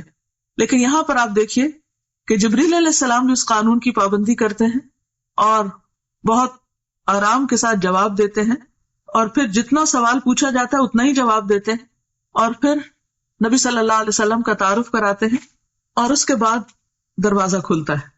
جب دروازہ کھلتا ہے تو آپ صلی اللہ علیہ وسلم آدم علیہ السلام کو دیکھتے ہیں۔ جبریل نے کہا کہ یہ آپ کے باپ آدم ہیں۔ اس سے پتہ چلتا ہے کہ گائیڈڈ ٹور تھا اور جبریل علیہ السلام ساتھ ساتھ تعارف کرا رہے تھے۔ تو ہمارے سیکھنے کی بات یہ بھی ہے کہ ہمارے پاس اگر کوئی گیسٹ آئے یا ہم اس کو کوئی ٹور دلوا رہے ہوں تو اس کی رہنمائی بھی کرنی چاہیے کہ وہ کس سے مل رہا ہے، کہاں جا رہا ہے، کیونکہ ہم زیوم کر لیتے ہیں کہ خود ہی ٹھیک ہے، یا کثر نفسی سے کام لیتے ہیں کہ اچھا اب یہ کیا بتانا، تو یہ جب پوچھیں گے تو ہم بتا دیں گے، تو نہیں پوچھے تو نہ صحیح۔ اس میں ضروری حد تک معلومات دی جا رہی ہیں اور ساتھ یہ بھی بتایا جا رہا ہے کہ انہیں سلام کیجیے، حالانکہ نبی صلی اللہ علیہ وسلم سے بڑھ کر سلام کرنے والا کون تھا؟ تو نبی صلی اللہ علیہ وسلم فرماتے کہ میں نے انہیں سلام کیا تو آپ نے جواب دیا، یعنی آدم علیہ السلام نے، مرحبا فرزند صالح، نبی صالح، اور آپ کی نبوت کا اقرار کیا۔ یہ صحیح بخاری کی روایت ہے کتاب التوحید۔ حالانکہ عمر میں حضور صلی اللہ علیہ وسلم بعد میں آئے، یعنی آپ کے بچوں میں سے، تو بعض اوقات ہم بچوں سے ایکسپیکٹ کرتے ہیں کہ وہ ہمارا ادب کرے اور وہ ہمیں زیادہ اپریشیٹ کرے، لیکن آدم علیہ السلام خود آگے بڑھ کر مرحبا کہتے ہیں اور بہت محبت بھرے کلمات کہتے ہیں، فرزند صالح، نبی صالح، اور پھر آپ کی نبوت کو بھی مانتے ہیں۔ اس سے ایک بہت اچھی بات پتہ چلتی ہے کہ اگر بچے کبھی والدین سے زیادہ ترقی کر جائیں، مرتبے اور مقام میں، اسٹیٹس میں آگے بڑھ جائیں، تو اس صورت میں اس اسٹیٹس کو اکنالج کرنا، اولاد کو اپریشیٹ کرنا، ان کو ان کا مقام دینا، یہ بھی پیغمبرانہ اخلاق میں سے ہے۔ اور اس میں آپ دیکھیں کہ وہ انہیں صالح کہہ کے پکارتے ہیں، یعنی نیک۔ یہ کوئی خوشامد نہیں تھی یا کوئی جھوٹی تعریف نہیں تھی۔ اگر کسی کے اندر کوئی خوبی ہے تو اس خوبی کا ذکر کر دینا اخلاص کے ساتھ، اچھے آسن انداز میں، دوسرے کو اچھے لقب سے پکارنا، یہ بھی ایک بہترین اخلاق ہے۔ بعض اوقات جب کوئی چھوٹا ہوتا ہے نا عمر میں ہم سے، تو خواہ مرتبے میں بڑا بھی ہو تو ہم صرف نام لے لے کے پکارتے ہیں، یہ ظاہر کرنے کے لیے کہ ہم عمر میں بڑے ہیں یا ہم کسی بھی اعتبار سے بڑے ہیں، اور یہ تو چھوٹا ہے اگر اس کے اندر کوئی خوبی ہے بھی تو بھی اس کو اکنالج نہیں کرتے. مثلاً بعض اوقات ایسا ہوتا ہے کہ آپ کا کوئی شاگرد بہت ترقی کر جاتا ہے، علم حاصل کر کے بڑے مرتبے پہ پہنچ جاتا ہے، تو اب آپ اس کو یہ نہ سوچیں کہ چونکہ یہ میرا شاگرد ہے اس لیے زندگی بھر یہ میرے سے کم ہی رہے گا. نہیں، وہ آپ سے زیادہ بھی آگے جا سکتا ہے. تو ایسی صورت میں اس کے علم کو، اس کے تقویٰ کو یا کسی بھی چیز کو اکنالج کرنا جو ہے یہ بھی ضروری ہوتا ہے. ایک اور روایت ہے کہ آپ نے آسمان دنیا میں ایک بزرگ شخص کو بیٹھے دیکھا جس کے دائیں اور بائیں صرف کچھ صورتیں نظر آئیں. دائیں طرف دیکھتے تو وہ بزرگ ہنستے اور بائیں طرف دیکھتے تو روتے. میں نے جبریل سے پوچھا یہ کون ہے؟ تو جواب دیا گیا آدم ہے. یہ دوسری روایت میں آتا ہے. یہ دائیں جانب والی اور بائیں جانب والی صورتیں ان کی اولاد ہیں. دائیں طرف یعنی رائٹ ہینڈ والے جنتی ہیں اور بائیں طرف والے دوزخی ہیں، اس لیے ایک طرف دیکھ کر ہنستے ہیں اور دوسری طرف دیکھ کر روتے ہیں. یہ صحیح بخاری کی روایت ہے. اور پچھلی روایت اور اس میں کوئی کنٹراڈکشن نہیں ہے. پچھلی روایت جو ہے وہ مختصر ہے، جس میں آدم علیہ السلام کو دیکھتے ہیں تو آپ جبریل سلام کرنے کو کہتے ہیں. تو اس میں یہ ہے کہ شاید نبی صلی اللہ علیہ وسلم دور سے دیکھتے ہیں اور آدم علیہ السلام کے عمل کو دیکھ کر تھوڑے حیران ہوتے ہیں، تو جبریل علیہ السلام انہیں بتا دیتے ہیں اور جب وہاں پہنچتے ہیں تو پھر سلام کرنے کے لیے کہتے ہیں. نبی کریم صلی اللہ علیہ وسلم فرماتے ہیں جبریل مجھے لے کر آگے بڑھے اور دوسرے آسمان تک پہنچے. پھر اسی طرح سوال و جواب ہوئے. وہاں مجھے عیسیٰ اور یحییٰ علیہ السلام ملے جو باہم خالہ زاد بھائی بھی ہیں. جبریل علیہ السلام نے کہا یہ یحییٰ اور عیسیٰ علیہ السلام ہیں، انہیں سلام کیجیے. میں نے سلام کیا، دونوں نے جواب دیا. پھر کہا مرحبا برادر صالح اور نبی صالح، اور آپ کی نبوت کا اقرار کیا. پھر اسی طرح ان سے کچھ باتیں ہوئیں. صحیح بخاری کی روایت ہے. اس سے پتہ چلتا ہے کہ جس آسمان پہ بھی آپ جا رہے تھے وہاں سلام دعا ہو رہی تھی.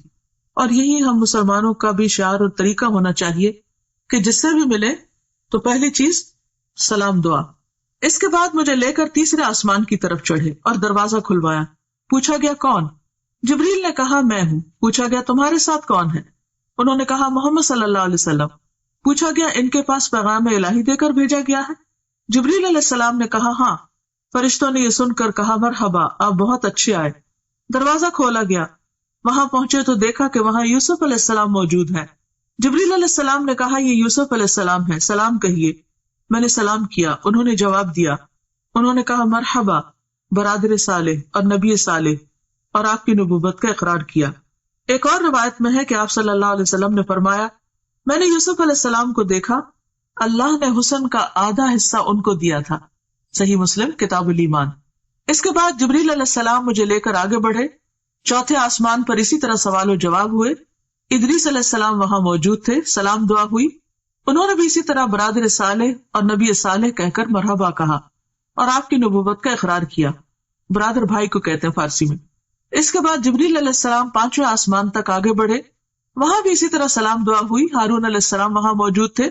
انہوں نے بھی نبی صالح برادر صالح کہہ کر مرحبا کہا اور آپ کی نبوت کا اقرار کیا. اس کے بعد آگے چھٹے آسمان تک چڑھے. دروازہ کھلوایا گیا اور اسی طرح سوال و جواب اور مرحبا کہا اور آپ کی نبوت کا اقرار کیا. یہاں پر موسیٰ علیہ السلام تھے. آپ انہیں چھوڑ کر آگے بڑھے تو وہ رونے لگے. پوچھا آپ کے رونے کی کیا وجہ ہے؟ انہوں نے کہا میں اس لیے روتا ہوں کہ یہ نوجوان پیغمبر نبی صلی اللہ علیہ وسلم میرے بعد مبعوث ہوئے. ان کی امت کے لوگ میری امت کے لوگوں سے زیادہ تعداد میں جنت میں جائیں گے. یعنی انہیں اپنی امت کا فکر تھا اور وہ ان کے غم میں ایک طرح سے رو رہے تھے. یہ نہیں کہ انہیں نبی صلی اللہ علیہ وسلم کو زیادہ خیر ملنے پر حسد کا شکار ہو کر رونا دھونا شروع کر دیا.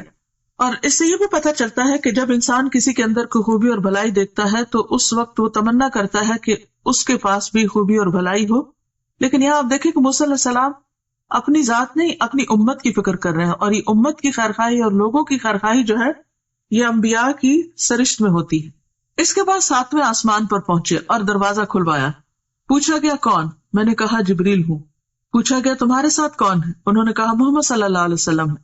پوچھا گیا ان کے پاس پیغام الہی دے کر بھیجا گیا؟ اس سے پتہ چلتا ہے کہ ہر آسمان کے فرشتے نے ایسا ہی کیا. جبریل علیہ السلام نے کہا ہاں. فرشتوں نے یہ سن کر کہا مرحبا آپ بہت اچھے آئے.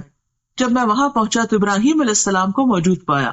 جبریل علیہ السلام نے کہا یہ آپ کے جد امجد ابراہیم علیہ السلام ہیں، انہیں سلام کہیے. میں نے انہیں سلام کیا. انہوں نے جواب دیا اور فرمایا مرحبا فرزند صالح نبی صالح، اور بیٹا کہہ کر پکارا. آپ کی نبوت کا اقرار کیا. وہاں ابراہیم علیہ السلام بیت المعمور کے ساتھ ٹیک لگا کر بیٹھے ہوئے تھے، یعنی گویا دنیا میں جو ان کا خاص بہترین عمل تھا اس کی جزا کے طور پر اللہ تعالیٰ نے ان کو وہاں بھی گھر عطا کیا۔ سیدنا ابن عباس سے مروی ہے کہ آپ ایک ایسے مقام پر پہنچے جہاں پر جبریل علیہ السلام نے آپ کا ساتھ چھوڑ دیا، تو اس پر آپ نے فرمایا ایسے مقام پر کوئی دوست اپنے دوست کو نہیں چھوڑتا، آپ میرا ساتھ کیوں چھوڑ رہے ہیں؟ جبریل علیہ السلام نے فرمایا اگر میں اس مقام سے آگے بڑھوں تو نور سے جل جاؤں گا، سنن بہقی کی روایت ہے۔ اس کے بعد آپ کو سدرۃ المنتہا تک لے جایا گیا، اس کے بیر حجر کے مٹکوں کے برابر اور اس کے پتے ہاتھی کے کان کی طرح تھے، یعنی پتے بہت بڑے بڑے تھے اور بیر بھی بہت بڑے بڑے۔ اس پر سونے کے پتنگے چھا گئے اور اللہ کے حکم سے جو کچھ چھانا تھا چھا گیا۔ یہ حجر کے مٹکے جو ہے یہ علاقے کا نام ہے اور وہاں کے برتن شاید مشہور ہیں یا خاص سائز کے ہیں تو اس لیے ان سے تشبیہ دی گئی۔ اور اللہ کے حکم سے جو کچھ چھانا تھا چھا گیا، اس سے وہ سدرہ بیری کا درخت تبدیل ہو کر اتنا خوبصورت ہو گیا کہ اللہ کی کوئی مخلوق اس کا حسن بیان کرنے کی تاب نہیں رکھتی۔ آج بھی آپ دیکھیں کہ بعض لوگ درختوں کے آس پاس یا نیچے لائٹس لگا کر رکھتے ہیں۔ دن کے وقت تو درختوں کا اپنا ایک حسن ہوتا ہے، سورج کی روشنی میں بہت خوبصورت چمکتے ہوئے نظر آتے ہیں، لیکن رات کے وقت بعض اوقات درختوں کے اوپر لائٹیں لگائی ہوئی ہوتی ہیں یا بعض اوقات ان کے تنے کے بالکل نیچے زمین پر اس اینگل سے لائٹس لگائی جاتی ہیں کہ درختوں کا حسن دوبالا ہو۔ تو رات کے وقت بھی اگر آپ ان درختوں کو دیکھیں روشنی میں تو ان کا حسن اور طرح کا ہوتا ہے۔ تو یہاں پر یہ ہے کہ وہ جو بیری کا درخت تھا اس پر بھی خاص قسم کا نور اور روشنی اسے بے حد خوبصورت بنا رہی تھی۔ اس وقت اللہ تعالیٰ نے اپنے بندے کو وحی فرمائی اور آپ پر اور آپ کی امت پر 50 وقت کی نمازیں فرض کی۔ واپس آتے ہوئے موسیٰ علیہ السلام سے آپ کی ملاقات ہوئی تو دریافت کیا کہ آپ کو کیا حکم ملا؟ آپ نے جواب دیا ایک دن رات میں مجھ پر اور میری امت پر 50 نمازیں فرض کی گئی۔ موسیٰ علیہ السلام نے کہا آپ کی امت ایک دن رات میں 50 نمازیں نہ پڑھ سکے گی، میں بنی اسرائیل کا خوب تجربہ کر چکا ہوں، آپ کمی کی درخواست لے کر اپنے رب کے پاس جائیں۔ موسیٰ علیہ السلام کے فرمانے پر آپ اللہ کے پاس واپس گئے اور کمی کی درخواست کی۔ اللہ تعالیٰ نے آپ کی درخواست کو قبول فرما کر 10 نمازوں کی تخفیف فرمائی۔ اس کے بعد آپ موسیٰ علیہ السلام کے پاس آئے تو انہوں نے پوچھا کیا ہوا؟ آپ نے کہا کہ 10 نمازوں کی کمی کر دی گئی۔ یہ سن کر موسیٰ علیہ السلام نے فرمایا اب پھر واپس جائیے اور تخفیف یعنی کمی کی درخواست کیجیے۔ آپ واپس گئے اور اللہ تعالیٰ سے تخفیف کی درخواست کی۔ اللہ تعالیٰ نے اس کے بعد 10 نمازوں کی کمی کر دی۔ یوں آپ کی موسیٰ علیہ السلام اور اللہ تعالیٰ کے درمیان آمد و رفت جاری رہی، یعنی بیک اینڈ فورتھ آتے جاتے رہے، یہاں تک کہ اللہ تعالیٰ نے 5 نمازیں کر دی۔ اس کے بعد آپ پھر واپس آئے تو موسیٰ علیہ السلام نے کہا جاؤ اور کمی کراؤ۔ آپ نے کہا اب مجھے شرم آتی ہے، جو اللہ تعالیٰ نے فرض کیا ہے اس پر راضی ہوں۔ آپ نے فرمایا جب میں وہاں سے واپس آیا تو ایک پکارنے والے نے پکار کر کہا میں نے اپنا فرض پورا کر دیا اور بندوں کے لیے تخفیف کر دی، یہ 5 نمازیں اجر میں 50 کے برابر ہوں گی۔ بخاری۔ اس سے ایک اور بات یہ بھی پتہ چلتی ہے کہ بعض اوقات کوئی حکم آتا ہے، کوئی پالیسی بنتی ہے یا کوئی ایسا قانون پاس ہوتا ہے جو عوام کے لیے بہت مشکل ہو سکتا ہے، تو جو بھی شخص یا جو بھی انسان یہ سمجھتا ہو کہ یہ لوگوں کے لیے بھاری ہوگا یا مشکل ہو تو وہ ان کے حق میں سفارش کر کے بات کر سکتا ہے۔ یہاں پر آپ دیکھیے کہ نبی صلی اللہ علیہ وسلم اللہ تعالیٰ کا حکم آنے کے بعد اس میں تخفیف کی درخواست کر رہے ہیں اور موسیٰ علیہ السلام سفارش کر رہے ہیں، تو اس سے ایک تو ہم موسیٰ علیہ السلام کی بہت مرہون منت ہیں، انہوں نے ہمارا بہت خیال کیا، ورنہ ہم جو 5 نہیں پڑھتے تو 50 کہاں پڑھتے، تو کس قدر مشکل ہوتی۔ اور پھر دوسری طرف یہ ہے کہ نبی صلی اللہ علیہ وسلم بھی اللہ سبحانہ تعالیٰ کے پاس جا کر بار بار عرض کرتے ہیں، اور اللہ سبحانہ تعالیٰ اپنے بندوں پر اس قدر مہربان ہے کہ 5 کرنے کے باوجود اجر 50 ہی کا رکھا۔ یہ ہے اس کی رحمت۔ دنیا میں کوئی بادشاہ ایسی عنایت نہیں کر سکتا کہ اگر کسی کو 50 گھنٹے کے لیے ہائر کیا ہے اور وہ 5 گھنٹے کام کرنا چاہے تو اجرت 50 گھنٹے کی دے۔ اس کے علاوہ چند اور مشاہدات دیگر کتب میں مذکور ہیں۔ سورۃ البقرہ کی آخری 2 آیات بھی عرش کے خزانے سے عطا کی گئیں، یعنی اسی موقع پر جب نمازوں کا حکم دیا گیا۔ نہر کوثر اور جنت کا مشاہدہ۔ سدرۃ المنتہا پر بہت سے عجائبات کا مشاہدہ کرنے کے بعد رسول اللہ صلی اللہ علیہ وسلم نے فرمایا پھر مجھے جنت میں لے جایا گیا تو میں نے وہاں دیکھا کہ موتیوں کے قبے ہیں اور اس کی مٹی کستوری ہے۔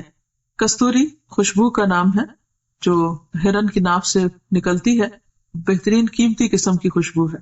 تو یہ مٹی سے بھی خوشبو آ رہی تھی. مٹی کی دنیا میں بھی خوشبو ہوتی ہے لیکن وہاں کی خوشبو کستوری جیسی تھی. جنت میں آپ نے نہر کوثر کا مشاہدہ فرمایا. حضرت انس سے روایت ہے کہ نبی کریم صلی اللہ علیہ وسلم نے فرمایا میں ایک نہر پر آیا, اس کے دونوں کنارے موتیوں اور قبوں کے تھے, یعنی چھوٹے چھوٹے جیسے پرلز کے چھوٹے چھوٹے ڈیونز تھے. میں نے پوچھا جبریل علیہ السلام یہ کیا ہے؟ جبریل علیہ السلام نے کہا یہ کوثر ہے. صحیح بخاری. یعنی آپ کو وہ نہر جو عطا کی گئی انا اعطیناک کل کوثر کہہ کر وہ بھی آپ کو دکھائی گئی. ابراہیم علیہ السلام کو امت محمد صلی اللہ علیہ وسلم کے نام خصوصی پیغام. ابن مسعود بیان کرتے ہیں کہ رسول اللہ صلی اللہ علیہ وسلم نے فرمایا معراج کی رات میری ملاقات حضرت ابراہیم علیہ السلام سے ہوئی. انہوں نے کہا اے محمد صلی اللہ علیہ وسلم اپنی امت کو میری طرف سے سلام کہیے. تو ہم سب کو کیا کہنا چاہیے؟ وعلیکم السلام.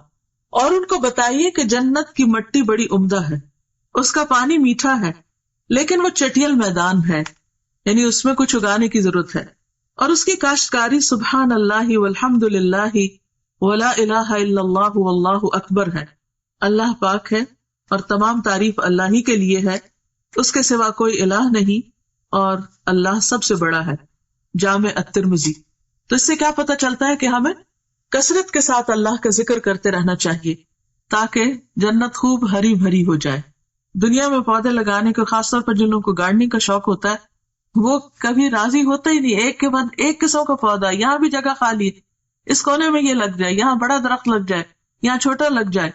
تو یہ امیجن کیا کریں دنیا کے آج کل تو ویسے بھی سمر ہے اور ہر طرف پھل پھول لگے ہوئے ہیں, تو اسے دیکھ کر ہمیشہ جنت کا سوچا کریں کہ کتنی گرینری چاہیے, کیسا باغ چاہیے. پھر آپ دیکھ لیجئے کہ کتنا ذکر کرنا ہے. غیبت کرنے والوں کا انجام بد, یعنی جہاں آپ نے اچھی اچھی چیزیں دیکھی وہاں پر آپ نے جہنم کے کچھ نظارے بھی دیکھے. انس رضی اللہ عنہ سے روایت ہے کہ رسول اللہ صلی اللہ علیہ وسلم نے فرمایا معراج کے موقع پر میرا گزر ایسے لوگوں کے پاس سے ہوا جن کے ناخن پیتل کے تھے, براس کے. وہ اپنے چہروں اور سینوں کو نوچ رہے تھے. میں نے پوچھا جبریل علیہ السلام یہ کون لوگ ہیں؟ جبریل نے کہا یہ وہ لوگ ہیں جو لوگوں کا گوشت کھایا کرتے تھے اور ان کی غیبت کرتے تھے, یعنی دوسروں کو بدنما کرتے, دوسروں کی عزت پر حملہ کرتے, اور آج ان کی اپنی شکل جو ہے وہ خود بگاڑ رہے ہیں. بے عمل خطباء کا عبرتناک انجام. انس رضی اللہ عنہ سے روایت ہے کہ رسول اللہ صلی اللہ علیہ وسلم نے فرمایا میں نے معراج کی رات کچھ لوگوں کو دیکھا کہ ان کے منہ آگ کی کینچیوں سے کاٹے جا رہے ہیں. میں نے پوچھا جبریل یہ کون لوگ ہیں؟ جبریل نے کہا یہ آپ کی امت کے وہ خطیب ہیں, سپیکرز ہیں جو لوگوں کو تو بھلائیوں کا حکم دیتے ہیں اور خود ان پر عمل نہیں کرتے, حالانکہ وہ کتاب بھی پڑھتے ہیں بس وہ نہیں سمجھتے. یہ شرح السنہ کی روایت ہے. یعنی دوسروں کو نصیحت اور خود میاں فضیحت, اوروں کو نیکی کا حکم دینا اور خود اس پر عمل نہ کرنا, یہ بھی ایک بہت سیریس میٹر ہے. جب ہم کسی کو بھی کچھ کہنے جا رہے ہوں تو اپنے آپ کو بھی ضرور ساتھ ساتھ شامل کر لیں. بیان اسراء اور معراج پر اہل مکہ کا رد عمل. اسی رات نبی کریم صلی اللہ علیہ وسلم واپس مکہ تشریف لائے. مولانا ظفر علی خان نے کیا خوب کہا ہے, زنجیر بھی ہلتی رہی بستر بھی رہا گرم, ایک پل میں سرے عرش گئے آئے محمد صلی اللہ علیہ وسلم.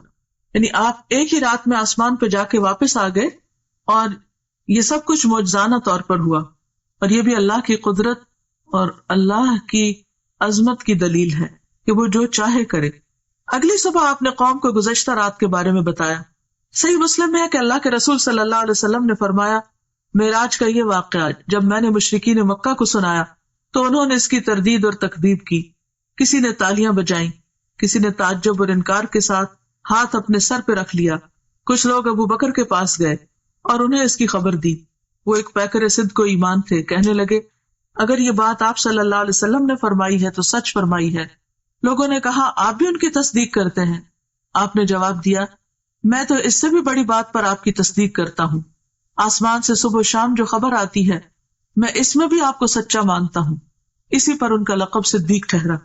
اب دیکھیں کہ جہاں یہ اتنا بڑا اعزاز تھا اور آپ نے اتنا کچھ دیکھا, وہاں اس کا ذکر اتنی شدید مخالفت اور لوگوں کے اندر شکوک و شبہات کا ذریعہ بن گیا.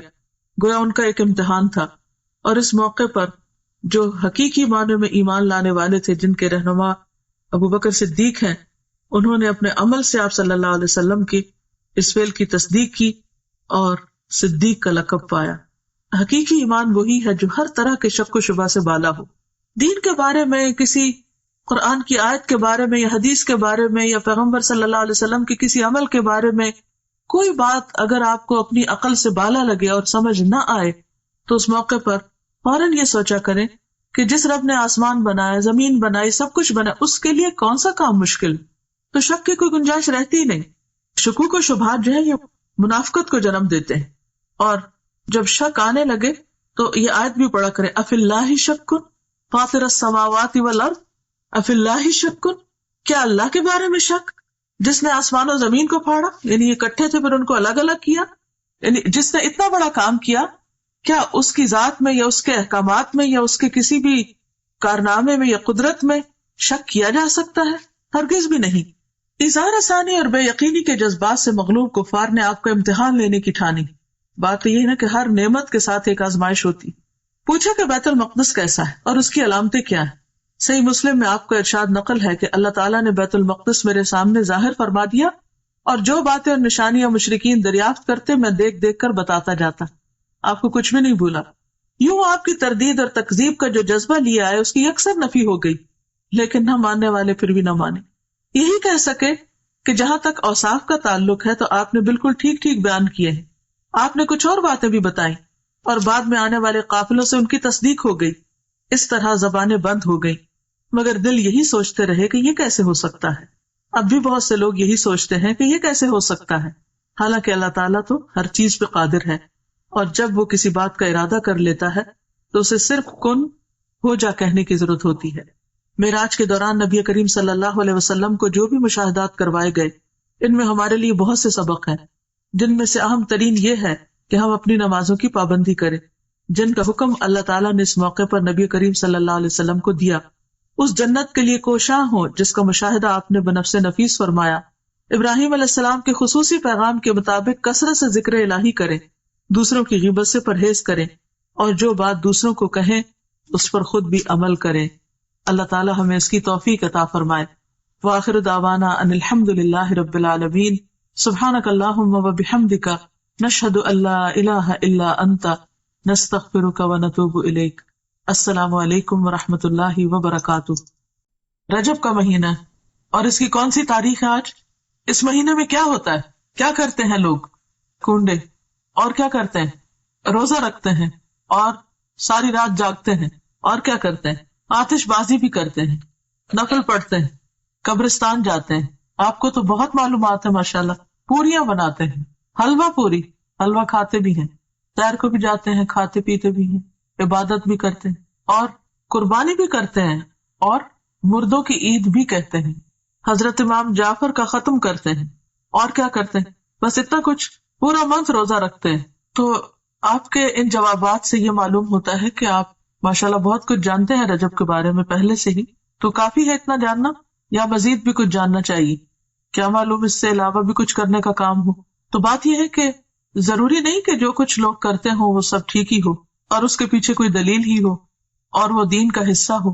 بہت سے لوگ بہت کچھ اس لیے کرتے ہیں کہ لوگ کر رہے ہیں، ان کے دائیں بائیں یہ سب کچھ ہو رہا ہے، وہ براہ راست کوئی علم حاصل نہیں کرتے، وہ کسی چیز کو جانتے نہیں، بس سنی سنائی پہ یقین کرتے ہیں، یا پھر کیا کہتے ہیں کہ ہمارے آباء و اجداد یہ سب کیا کرتے تھے، اور کیا ہمارے والدین غلط ہو سکتے ہیں؟ تو بات یہ ہے کہ ضروری نہیں کہ جو کام والدین کرتے ہوں یا جو چیز ہمارے آس پاس ہو رہی ہو یا جسے لوگ بہت اہمیت دے رہے ہوں وہ واقعی بہت اہم ہو۔ ہمیں دیکھنا یہ ہوگا کہ کوئی بھی کام جو ہم کرتے ہیں، اور خاص طور پر جسے عبادت سمجھ کر کرتے ہیں اور جسے خاص اہمیت دیتے ہیں، اس کی حقیقت کیا ہے۔ اس وقت میں رجب اور شب معراج کا پمفلٹ جو اسلام آباد الہدا نے چھاپا ہے اس کو فالو کروں گی، اور آپ لوگ بھی اپنے سامنے ٹیکسٹ کھول سکتے ہیں تاکہ ساتھ ساتھ آپ دیکھتے بھی جائیں جو میں بول رہی ہوں، اور ہو سکتا ہے کہ آپ کو بھی کسی کو پڑھ کر سنانا پڑے، تو آپ کو پھر پروننسیشن ٹھیک ہونا چاہیے۔ جو الفاظ میں کوٹ کر رہی ہوں اس میں عربک کے خاص طور پر ان کو صحیح طور پر ادا کرنا آنا چاہیے۔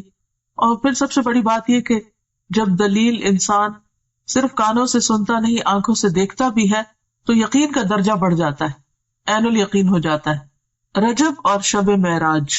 رجب اسلامی کیلنڈر کے حرمت والے مہینوں میں سے ایک ہے، جسے رجب المرجب بھی کہتے ہیں۔ رسول اللہ صلی اللہ علیہ وسلم نے فرمایا، سال 12 مہینوں کا ہے، جن میں سے 4 حرمت والے ہیں، 3 پے در پے یعنی ایک کے بعد ایک، اور وہ کیا ہے؟ ذوالقعدہ، ذوالحجہ اور محرم، اور رجب جو جمادی الاخر اور شعبان کے درمیان ہے۔ یہ صحیح بخاری کی حدیث ہے، کتاب بدء الخلق۔ تو اس سے پتہ چلتا ہے کہ مہینوں کی تعداد اور مہینوں کی گنتی جو ہے یہ اللہ تعالیٰ نے مقرر فرمائی ہے، اور ان میں سے 4 کو حرمت والا بنایا ہے۔ حرمت والے کا مطلب کیا ہے؟ احترام والا، قابل احترام، کہ جب یہ مہینے شروع ہو تو کسی قسم کی لڑائی جھگڑا فساد نہ کیا جائے، قتل و غارت نہ کی جائے، ہر طرف امن امان ہو۔ عربی میں رجبہ کا معنی ہے تعظیم کرنا، اور مرجب معظم کے معنوں میں آتا ہے، یعنی عظمت والا۔ اس کو رجب مضر بھی کہتے ہیں۔ مضر عربوں کے ایک قبیلے کا نام ہے جس نے دور جاہلیت میں خاص طور پر اس ماہ کی حرمت کا اہتمام کیا، یعنی وہ اس مہینے کو بہت اہمیت دیا کرتے تھے، اسی نسبت کی بنا پر اسے ان سے منسوب کر دیا گیا۔ اسلام سے قبل دور جاہلیت میں قتل و غارت عربوں کا مشغلہ تھا، لیکن جو ہی حرمت والے مہینے آتے تو ہتھیار اتار دیتے، یعنی لڑنا جھگڑنا بند کر دیتے۔ لہذا رجب کے بارے میں قبل از اسلام جاہلی عرب کہا کرتے تھے رجب منسل الاسنہ، رجب وہ ہے جو تیز ہتھیاروں کو اتار دے، یعنی جس میں لڑائی جھگڑا بند ہو جائے، ختم ہو جائے، یعنی اس کی تعظیم اور احترام لازم ہے۔ بہقی کی روایت میں آتا ہے کہ جاہلی لوگ ان مہینوں کا احترام کرتے، خصوصاً رجب کا، اور اس میں جنگ نہ کرتے، اور بتوں کے نام پر جانوروں کی قربانی کرتے۔ یعنی صرف یہ نہیں تھا کہ وہ جنگ نہیں کرتے تھے، بلکہ اس کے ساتھ ساتھ وہ بتوں کے نام پر قربانی بھی کرتے، گویا انہوں نے اس مہینے کو عبادت کا مہینہ قرار دیا۔ تاہم گزرتے ہوئے وقت کے ساتھ اس ماہ میں عبادت کے مندرجہ ذیل طریقے رواج پا گئے، یعنی اور طریقے بھی آ گئے، صرف قربانی نہیں بلکہ کچھ اور چیزیں بھی شامل کر لی۔ بالکل ایسے ہی ہوتا ہے نا کہ جب ہم کھانا کھانے لگتے ہیں تو ایک مین میل ہوتا ہے، اور اس کے ساتھ طرح طرح کی چٹپٹی چیزیں اور بھی لوازمات ہم شامل کر لیتے ہیں۔ تو اسی طرح جب ایک بدعت شروع ہوتی ہے تو پھر وہ ایک تک نہیں رکتی، بلکہ اس کے ساتھ ساتھ اور بھی بہت سے کام شروع ہو جاتے ہیں، کیونکہ اللہ کی طرف سے جو دین آتا ہے بندے کے لیے، اس پر تو بندہ مطمئن ہو جاتا ہے، وہ تھوڑا بھی کافی ہو جاتا ہے۔ لیکن جب انسان خود سے کوئی دین ایجاد کرنے لگتا ہے اور پھر ہر شخص دین کو اپنے ہاتھ میں لے لیتا ہے تو پھر اس کی کوئی حد نہیں ہوتی، آپ کہیں پر سٹاپ نہیں لگا سکتے۔ نبی صلی اللہ علیہ وسلم سے پہلے حضرت ابراہیم علیہ السلام نے جو قربانی کی تھی وہ رجب کے مہینے میں نہیں تھی، اور نہ ہی یہ ان کی سنت تھی، یہ عربوں نے خود سے ایک اختراع کی تھی، اور اس کے علاوہ بھی کچھ کام کرتے۔ اور پھر نہ صرف یہ کہ دور جاہلیت میں بلکہ دور اسلام کے بعد بھی جب دین کی تعلیمات آہستہ آہستہ لوگوں کے اندر سے کم ہونا شروع ہوئی اور بہت سی بدعات نے رواج پا لیا، تو پھر مسلمان ہوتے ہوئے بھی لوگ اس مہینے کو بہت معزز اور محترم قرار دیتے، اور اس میں عبادت کے خود ساختہ طریقے انہوں نے رائج کر دیے جو کہ اصل سنت سے ثابت نہیں۔ وہ کیا تھے طریقے؟ پہلی چیز تو قربانی کا اہتمام۔ اس ماہ میں کچھ لوگ قربانی کرتے ہیں جو کہ دور جاہلیت کی رسم ہے۔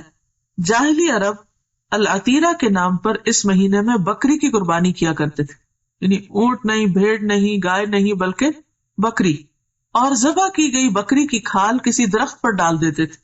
اسے رجبیتن، رجب والی قربانی کہا جاتا، یعنی جس بکری کی کھال درخت پہ لٹکی ہوتی تو اس سے لوگوں کو کیا پتا چلتا کہ یہ رجب والی قربانی ہے، یعنی مزید اہتمام کر لیا۔ ایک تھے کہ قربانی کی، پھر یہ کہ قربانی بکری کی، پھر یہ کہ اس کی کھال درخت پر۔ اب ان باتوں کا دین سے کیا تعلق ہے؟ یہ تو انسانوں کو مشکل میں ڈالنے والی بات ہے۔ بخاری اور مسلم کی روایت میں ابو ہریرہ رضی اللہ عنہ رسول اللہ صلی اللہ علیہ وسلم سے روایت کرتے ہیں، لا فرع ولا عتیرہ، فرع اور عتیرہ کچھ نہیں۔ اونٹنی کا پہلا بچہ جو بتوں کے نام پر ذبح کیا جاتا فرع کہلاتا، یعنی عربوں میں صرف عتیرہ نہیں تھی، فرع بھی تھا، اور اس کے علاوہ بھی بحیرہ اور صائبہ اور حام اور وسیلہ، جن کا تذکرہ آپ قرآن مجید میں پڑھتے ہیں۔ یہ مختلف طریقے تھے ان کے ہاں بتوں کے نام پر قربان کرنے کے، اور ان سب جاہلی عربوں کے خود ساختہ طریقے تھے، یہ ان کی اپنی اختراعات اور بدعات تھی جو انہوں نے دین کے نام پر، ثواب کے نام پر اور مختلف فائدوں کے خاطر ایجاد کر لیے تھے۔ یہ ابراہیم علیہ السلام کی سنت نہ تھے۔ خصوصی نماز کا اہتمام۔ بعض لوگ اس ماہ میں خصوصی نماز صلاۃ الرغائب پڑھتے ہیں۔ رجب کے پہلے جمعہ کی رات کو 12 رکعات 6 سلام سے پڑھی جاتی، جس میں سورت اخلاص کے بعد ہر رکعت میں 3 مرتبہ سورت القدر پڑھی جاتی ہے۔ یہ بدعت 4 صدی میں شروع ہوئی جس کی کوئی اصلیت نہیں۔ امام ابن تیمیہ لکھتے ہیں کہ تمام علماء نے اجماع کے ساتھ اس نماز کو موضوع یعنی من گھڑت قرار دیا ہے، یعنی اس کی کوئی اصل نہیں ہے دین میں۔ دین تو مکمل ہو چکا ہے۔ نبی صلی اللہ علیہ وسلم ہر روز تہجد کی نماز پڑھا کرتے تھے، اور اس میں کبھی بھی یہ نہیں ملتا کہ آپ نے کوئی مخصوص سورت ہی پڑھی ہو، اور پھر اس میں یہ کہ ہر رکعت میں وہ سورت 3 بار پڑھی ہو، جیسے یہاں پر انہوں نے سورت اخلاص اور اس کے بعد ہر رکعت میں 3 مرتبہ سورت القدر پڑھنے کا لکھا ہے، اور کئی لوگ بڑی پابندی کے ساتھ اس کو پڑھتے بھی ہیں، اور پھر اس کے ساتھ بہت سی من گھڑت قسم کی فضیلتیں اور فائدے بھی منسوب کر دیے گئے ہیں۔ تو اسلام میں اس کی کوئی حقیقت نہیں، نہ قرآن میں اس نماز کا ذکر ہے، نہ نبی صلی اللہ علیہ وسلم نے اس نماز کی تاکید کی ہے یا تلقین، اور نہ ہی اس کا وجود ہے کسی بھی حدیث یا فقہ کی کتاب میں۔ یہ سراسر لوگوں نے خود گھڑ لی۔ عبادت کا صرف وہی طریقہ پسندیدہ ہے، عبادت وہی قابل قبول ہے جو اللہ اور اس کے رسول کی اتھارٹی کے ساتھ ہو، ان کے حکم کے مطابق ہو۔ خود سے عبادت کے طریقے ایجاد کرنا اللہ کی اتھارٹی میں یا اللہ کے حکم میں دخل دینا ہے، اور یہ انتہائی غلط چیز ہے کہ جس کام کے لیے ہم انٹائٹلڈ ہی نہیں، جو ہمارا کام ہی نہیں، اس میں انٹرفیئرنس کیسی؟ عبادت کے طریقے بتانا صرف معبود کا کام ہے، عابد کا کام نہیں۔ عابد بندہ غلام تو صرف پیروی کرے گا، اطاعت اور فرما برداری کرے گا، وہ خود سے وہ قانون نہیں بنائے گا، تو اس چیز کی کسی کو بھی اجازت نہیں۔ تو ہم سب کو اس کے بارے میں بے حد محتاط رہنا چاہیے، اور دین کے نام پر، عبادت کے نام پر ثواب کی خاطر کیا جانے والا کوئی بھی کام جب بھی ہم شروع کریں تو ضرور یہ سوچیں کہ کیا اس کی کوئی دلیل قرآن میں ہے، کیا یہ سنت رسول صلی اللہ علیہ وسلم سے ثابت ہے، کیا یہ اجر جو بتایا جا رہا ہے واقعی حقیقی معنوں میں اس کا کچھ وجود ہے، یا صرف ایک جھوٹ گڑھ لیا گیا ہے۔ اس طرح کی چیزیں دین میں شامل کرنا اور پھر ان کی پابندی کرنا، اور ایک خاص رات میں یا خاص دن میں یا خاص طریقے پر، یہ سب چیزیں دین میں دخل اندازی ہے، اور یہ ناپسندیدہ ہے۔ آپ سوچئے کہ اگر آپ مثلاً کہیں پر کوئی قانون بنا رہے ہیں یا پالیسیز بنا رہے ہیں یا کسی بھی قسم کا کوئی ڈسپلن کام کر رہے ہیں، اور ایک وہ شخص جس کا اس سے کوئی تعلق نہیں معاملے سے، وہ بیچ میں آ کر اپنی ایک کلاس ڈال دے، اپنی طرف سے کوئی چیز لوگوں کو اس کی پابندی کروانا شروع کر دے، تو یہ جرم ہوگا، ایک یہ دوسرے کی ٹیریٹری میں مداخلت ہوگی کہ آپ کو جس کام پر اپوائنٹ نہیں کیا گیا۔ یا پھر یہ کہ مثلاً اگر کسی کو کسی خاص قانون کی پابندی کروانے کے لیے کہا گیا اور وہ اس قانون کے ساتھ کچھ اور قانون اپنی طرف سے بھی شامل کر دے جس کی اس کو اجازت نہ ہو، اس کے پاس کوئی اتھارٹی نہ ہو، کوئی سند نہ ہو، تو یہ طریقہ انتہائی معیوب ہے۔ تو دین کے معاملے میں بھی ہمیں نہایت سمجھداری سے کام لینا چاہیے، اور دین کو بس اتنا ہی رکھنا چاہیے کہ جتنا وہ ہے یا جتنا ہمیں دے دیا گیا ہے۔ اگر ہم کچھ چیزیں اپنی طرف سے شامل کریں گے تو ایسا کرنا دین کو بوجھل بنانا ہوگا، مشکل بنانا ہوگا، اور لوگوں کے لیے زندگی کو دوبر کرنے کے مترادف ہوگا، اور یہ انتہائی ناپسندیدہ بات ہے، کیونکہ ہمارے لیے اتنا ہی دین کافی ہے جتنا ہمیں اللہ اور اس کے رسول صلی اللہ علیہ وسلم نے دے دیا۔ اس کی پابندی بھی ہم پہ بڑی بھاری ہوتی ہے، کہاں یہ کہ ہم ایکسٹرا چیزیں شروع کر دیں۔ پھر عمرہ کا اہتمام، لوگ اس ماہ میں خصوصی طور پر عمرہ کا اہتمام بھی کرتے ہیں، جبکہ قرآن اور حدیث سے اس بات کا کوئی ثبوت نہیں ملتا کہ آپ صلی اللہ علیہ وسلم نے اس ماہ میں عمرہ ادا کیا ہو، بلکہ حضرت عائشہ رضی اللہ تعالی عنہا نے ایک موقع پر اس کی تردید بھی کی ہے۔ عروہ بن زبیر سے روایت ہے کہ میں نے عائشہ رضی اللہ تعالی عنہا سے اس کے بارے میں پوچھا تو فرمایا، ما اعتمر رسول اللہ صلی اللہ علیہ وسلم فی رجب قط، صحیح بخاری، رسول اللہ صلی اللہ علیہ وسلم نے رجب میں کبھی بھی عمرہ ادا نہ فرمایا۔ تو اس لیے اگر کوئی ویسے اپنے عمرہ ٹرپ پہ جا رہا ہے تو ضرور جائے، نیکی کا کام ہے، لیکن خاص طور پر رجب کے مہینے کو مخصوص کرنا اور پھر سال بھر انتظار کرنا کہ رجب آئے گا تو ہم پھر عمرہ کرنے جائیں گے، یہ غلط بات ہوگی۔ یا یہ سوچ کر کہ یہ نبی صلی اللہ علیہ وسلم کی سنت کی پیروی ہے تو یہ بھی غلط ہوگا۔ یعنی رجب میں عمرہ کرنا منع نہیں، لیکن یہ سوچ کے کرنا کہ اس میں اجر زیادہ ہے یا یہ نبی صلی اللہ علیہ وسلم کا طریقہ ہے تو یہ بات غلط ہوگی، ناپسندیدہ ہوگی، تو اس سے بچنا چاہیے۔ پھر وہ عمرہ نہیں رہے گا، بدعت کا ایک کام ہو جائے گا جس پر انسان کی پوچھ ہو سکتی، کیونکہ حدیث میں صاف طور پر آتا ہے نا کہ کل محدثۃ بدعہ، ہر نئی ایجاد کی ہوئی چیز بدعت ہوتی، وکل بدعۃ ضلالہ، اور ہر بدعت گمراہی ہے، وکل ضلالۃ فی النار، اور ہر گمراہی آگ کی طرف لے جاتی۔ یعنی جس چیز کو اللہ نے ہمارے لیے مقرر نہیں کیا اور جس پر کوئی ثواب نہیں بتایا، اس پر کسی انسان کو یہ حق نہیں کہ وہ لوگوں کو ثواب بتا کر اس پر پابند کرے۔ پھر روزوں کا اہتمام، بعض لوگ اس ماہ میں خصوصی روزوں کا اہتمام کرتے ہیں۔ صحیح روایات سے پتہ چلتا ہے کہ آپ نے کبھی مسلسل 3 ماہ رجب، شعبان اور رمضان روزے نہ رکھے اور نہ اس کی تاکید کی۔ شعبان اور رمضان کا تو ملتا، لیکن رجب کو آپ نے ساتھ نہیں ملایا۔ بعض لوگ 27 رجب کا روزہ رکھتے ہیں اور اس روزے کو عام دنوں کے روزوں سے افضل سمجھتے ہیں، یعنی خاص طور پر 27 تاریخ کے روزے کا اہتمام، یہ بھی درست نہیں۔ متعدد احادیث سے نبی کریم صلی اللہ علیہ وسلم کا مخصوص دنوں یا تاریخوں میں نفلی روزوں کا اہتمام کرنا ثابت ہے، یعنی ایسا نہیں کہ کوئی دن اور مقرر نہیں، اور دن ہے مقرر، لیکن وہ آپ صلی اللہ علیہ وسلم نے خود کیے ہیں۔ آپ کے بعد کسی اور کو اجازت نہیں کہ وہ لوگوں کے لیے دن مخصوص کر دے کہ اس دن لازمی روزہ رکھنا ہوگا اور اس کا ثواب زیادہ ہوگا۔ متعدد احادیث سے نبی کریم صلی اللہ علیہ وسلم کا مخصوص دنوں یا تاریخوں میں نفلی روزوں کا اہتمام کرنا ثابت ہے، جیسا کہ ایام 20 میں ہر قمری مہینے کی 13، 14، 15 تاریخ، 20 ان کو اس لیے کہتے ہیں کہ یہ چاند کی وہ راتیں ہوتی ہیں جس میں ہر طرف چاندنی پھیلی ہوئی ہوتی ہے اور ہر چیز سفید نظر آتی ہے ایک طرح سے، تو 20 جو ہے ابیض سے، یا ہر سوموار اور جمعرات کو، یہ بھی مسنون ہے کیونکہ آپ نے اس کا اہتمام کیا۔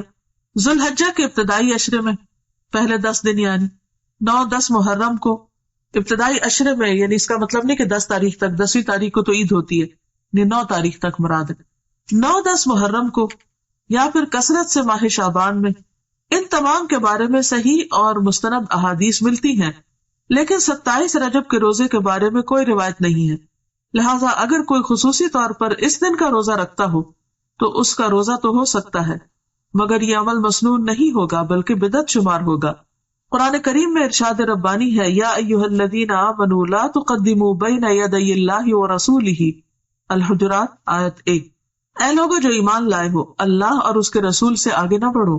عمر رضی اللہ عنہ اس ماہ میں نہ صرف یہ کہ روزہ رکھنے سے منع کیا کرتے تھے، بلکہ لوگوں کے ہاتھوں پر ہاتھ مار کر مجبور کرتے کہ وہ روزہ توڑ دیں، کیونکہ ماہ رجب کی تعظیم اور اس میں روزہ رکھنا دور جاہلیت کی رسم تھی۔ یہ مصنف ابن ابی شیبہ کی روایت ہے۔ اور ایسا کیوں کرتے تھے؟ کیونکہ قرآن پاک کا یہ حکم ان کے سامنے تھا کہ لوگوں اللہ رسول سے آگے مت جاؤ، یعنی جو کام انہوں نے نہیں بتایا وہ تم اپنے ہاتھ میں نہ لو اور ان سے بڑے بننے کی کوشش نہ کرو، کیونکہ عموماً حکم چلانے والے ایک طرح سے اپنی بڑائی کا اظہار کر رہے ہوتے ہیں۔ البتہ اگر کوئی شخص بطور عادت ہر ماہ چاند کی 13، 14 اور 15 تاریخ یا پیر اور جمعرات کو رکھتا ہو تو اس ماہ میں بھی رکھ سکتا ہے، یعنی اگر 27 رجب پیر کو آ رہی ہے اور اس کی پہلے سے عادت ہے ہر پیر کو روزہ رکھنے کی، تو ایسا شخص روزہ رکھ سکتا ہے۔ 22 رجب کو لوگ کیا کرتے ہیں؟ کنڈوں کا اہتمام کرتے ہیں۔ 22 رجب کے کنڈوں کا اہتمام بھی بر صغیر میں عام ہے۔ 22 رجب کو کنڈے بھرنا بطور رسم رواج پا چکا ہے، یعنی اس کا رواج عام ہو چکا ہے۔ اس رسم میں کسی منت کے پورا ہونے پر حلوہ پوری اور کھیر وغیرہ پکائی جاتی ہے۔ تاریخ کے مطالعہ سے یہ بات سامنے آتی ہے کہ اس رسم کی ابتدا 1906 یعنی 1906 میں امیر مینائی کے خاندان سے ہوئی، جو ہندوستان کے شہر سے تعلق رکھتا تھا۔ اس رسم کا مقصد امام جعفر کی روح کو ایصال ثواب تھا، حالانکہ اس بات کا تعین نہیں ہو سکا کہ مذکورہ امام کی پیدائش یا وفات ماہ رجب میں ہوئی تھی۔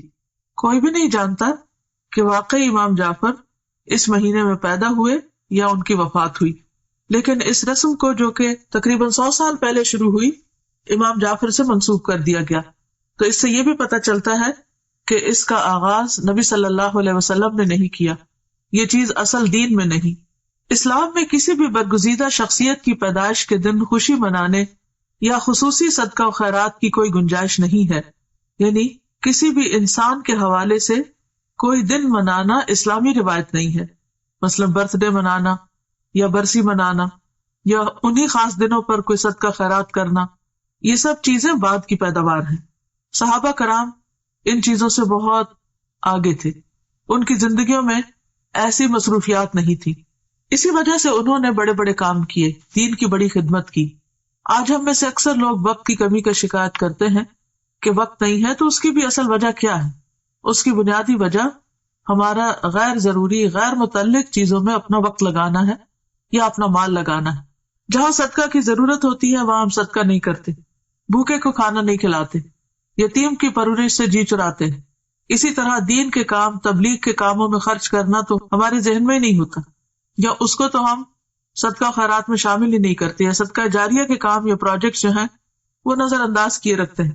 یعنی اوور آل جو امت کی حالت، اسی وجہ سے ہماری حالت دیکھنے کے قابل ہے. لیکن پھر ہمارا مال کہاں جاتا ہے؟ یا تو وہ شادی کی بڑی بڑی تقریبات میں صرف ہو جاتا ہے، یا پھر وہ وفات کے موقع سے متعلق بہت سے جو رسم و رواج ہم لوگوں نے عام کر رکھے ہیں ان میں خرچ ہو جاتا ہے، یا پھر اسی قسم کے نظر اور منت ہے جس کا اسلام میں کوئی بھی تصور نہیں، کوئی اس کی اوریجن نہیں، ان میں خرچ ہو جاتے ہیں. ایک قول ہے کہ البدعۃ تمیت السنہ، بدعت جو ہے وہ سنت کو ختم کر دیتی، سنت کی موت ہے. یعنی کوئی بھی سنت رواج نہیں پا سکتی اگر کہیں پر بدعت چھائی ہوئی ہو. تو یہ عام سمجھ میں آنے والی کامن سینس کی بات ہے کہ اگر آپ اپنے وقت کو یا اپنی جگہ کو یا اپنے کسی بھی کام کو غیر ضروری چیزوں سے سٹف کر دیں گے، بھر دیں گے، اور غیر متعلقہ چیزیں اس میں کرنے لگیں گے، تو جو اصل چیز ہے یا اہم کام ہے وہ نہیں ہو سکے گا. مثلاً اگر اپنے اہم وقت میں، پرائم ٹائم میں آپ فضول باتیں کرتے رہیں، ادھر ادھر گھومتے پھرتے رہیں، تو آپ کا نماز کا وقت نکل جائے گا. اسی طرح اگر آپ اپنے صدقہ خیرات کو غیر ضروری چیزوں پر لگا دیں گے تو ضروری چیزوں پر خرچ کرنے کے لیے آپ کے پاس مال نہیں رہے گا. اسی طرح اگر آپ کی دلچسپیاں صرف انٹرٹینمنٹ میں لگ گئی تو آپ کے پاس وقت نہیں رہے گا کہ آپ کوئی سنجیدہ کام کر سکیں. تو بات یہ ہے کہ اسلام میں کسی بھی برگزیدہ شخصیت کی پیدائش کے دن خوشی منانے یا خصوصی صدقہ خیرات کی کوئی گنجائش نہیں ہے. علاوہ ازیں کنڈوں کا نہ قرآن و سنت میں ذکر ہے، نہ ہی صحابہ کرام، تابعین یا تبع تابعین کے زمانے میں اس کا کوئی ثبوت ملتا ہے. یعنی ان لوگوں کے ہاں اس کا کوئی کانسیپٹ ہے ہی نہیں. تو جو چیز قرآن و سنت سے ثابت نہیں، اس کے کرنے پر کوئی اجر و ثواب بھی نہیں. اور اگر ہم بعد میں کوئی ایسی چیز ایجاد کرتے ہیں اور اجر و ثواب کی نیت سے کرتے ہیں تو وہ بدعت میں شمار ہوگا، اس کے فائدے کی بجائے گناہ ہوگا. لہٰذا ایسی چیزوں سے بچنا ضروری ہے. اصل دین کیا ہے؟ ہمارے ذہن میں واضح ہونا چاہیے کہ اصل دین کیا ہے. اصل دین وہ ہے جو اللہ تعالیٰ نے محمد صلی اللہ علیہ وسلم کے ذریعے ہم تک پہنچایا. یعنی دین اللہ کی اطاعت و فرمانبرداری، اس کے احکامات کے آگے سر تسلیم خم کرنے اور محمد صلی اللہ علیہ وسلم کی سنت پر عمل کرنے کا نام ہے. ارشاد ربانی ہے، الیوم اکملت لکم دینکم واتممت علیکم نعمتی ورضیت لکم الاسلام دینا. المائدہ 3. آج میں نے تمہارے لیے تمہارا دین مکمل کر دیا اور تم پر اپنی نعمت تمام کر دی اور تمہارے لیے دین اسلام کو پسند کر لیا. لہذا کوئی بھی ایسا کام جو آپ صلی اللہ علیہ وسلم نے نہ کیا اور نہ ہی اس کا حکم دیا، اسے دین کا حصہ سمجھتے ہوئے ادا کرنا اور پھر اس پر اجر و ثواب کی توقع رکھنا بدعت ہے. نبی کریم صلی اللہ علیہ وسلم کا ارشاد ہے، کل محدثۃ بدعہ وکل بدعۃ ضلالہ وکل ضلالۃ فی النار. بے شک ہر نئی بات بدعت ہے اور ہر بدعت گمراہی ہے اور ہر گمراہی آگ میں لے جانے والی ہے. بدعتی کے بارے میں رسول اللہ صلی اللہ علیہ وسلم کا ارشاد مبارک ہے کہ اللہ تعالیٰ بدعتی کی توبہ قبول نہیں کرتا جب تک کہ وہ بدعت ترک نہیں کرتا.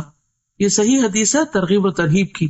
یعنی ایسے شخص کی توبہ بھی قبول نہیں ہوتی جو ان چیزوں کو چھوڑتا نہیں جو دین کے نام پر اس نے خود ایجاد کر لی، یا نبی صلی اللہ علیہ وسلم کے بعد اگر کسی نے ایجاد کی اور وہ ان کی پیروی اور پابندی کر رہا ہے.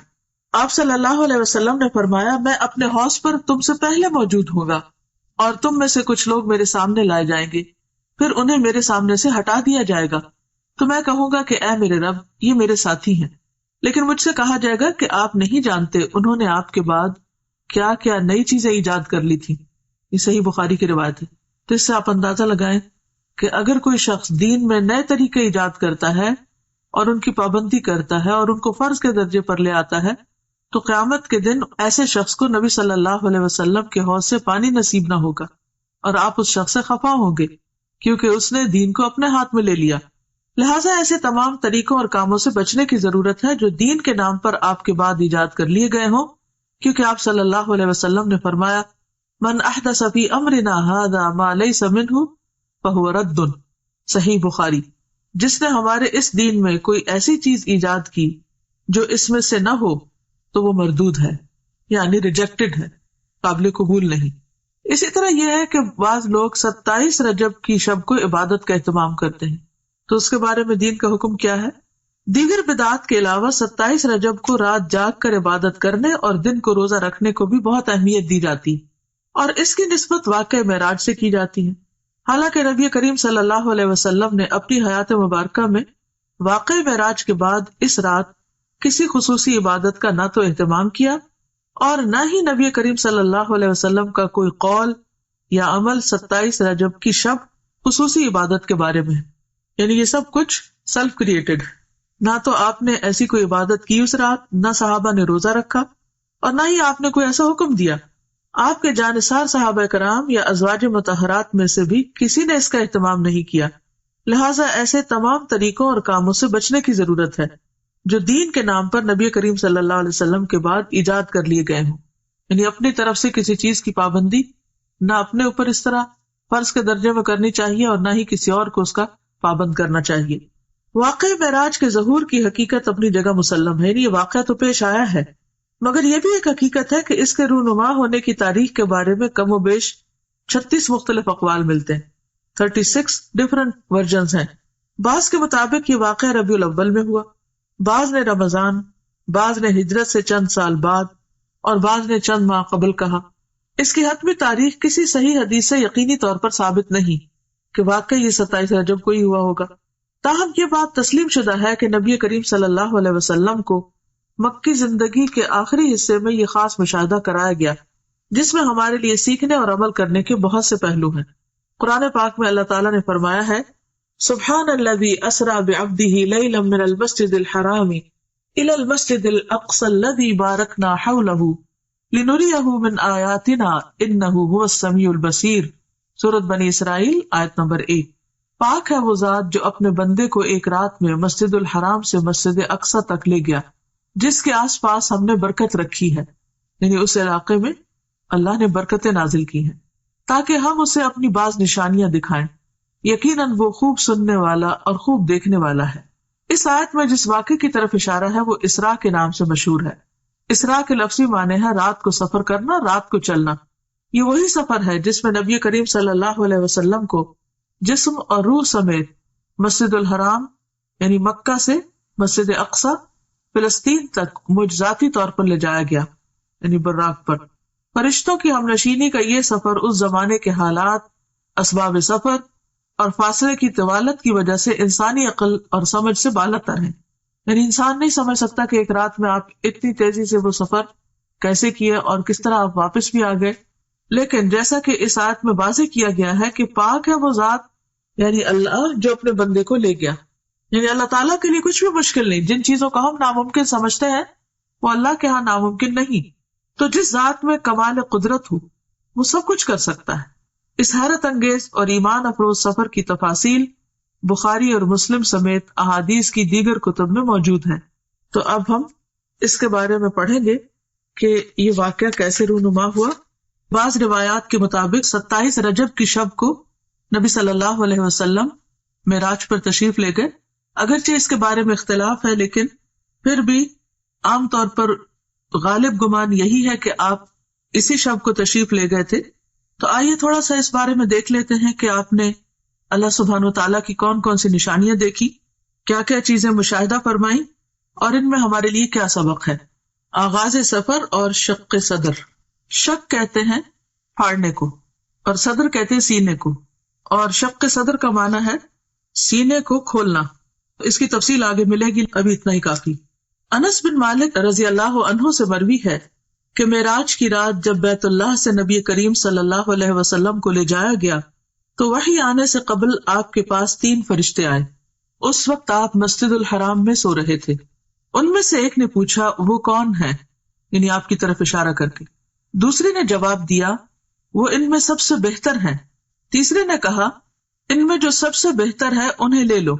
اس رات اتنا ہی واقعہ پیش آیا اور نبی صلی اللہ علیہ وسلم نے اس کے بعد انہیں نہیں دیکھا یہاں تک کہ وہ دوسری رات آئے جبکہ آپ کا دل دیکھ رہا تھا اور آپ کی آنکھیں سو رہی تھیں، لیکن دل نہیں سو رہا تھا۔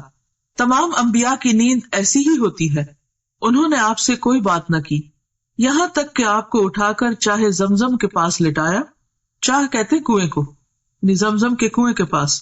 یہاں جبریل علیہ السلام نے اپنا کام سنبھالا اور سینہ مبارک گردن تک خود اپنے ہاتھ سے چاک کیا یعنی کاٹا، اور سینہ اور پیٹ کی تمام چیزیں نکال کر انہیں اپنے ہاتھ سے زمزم کے پانی سے دھویا۔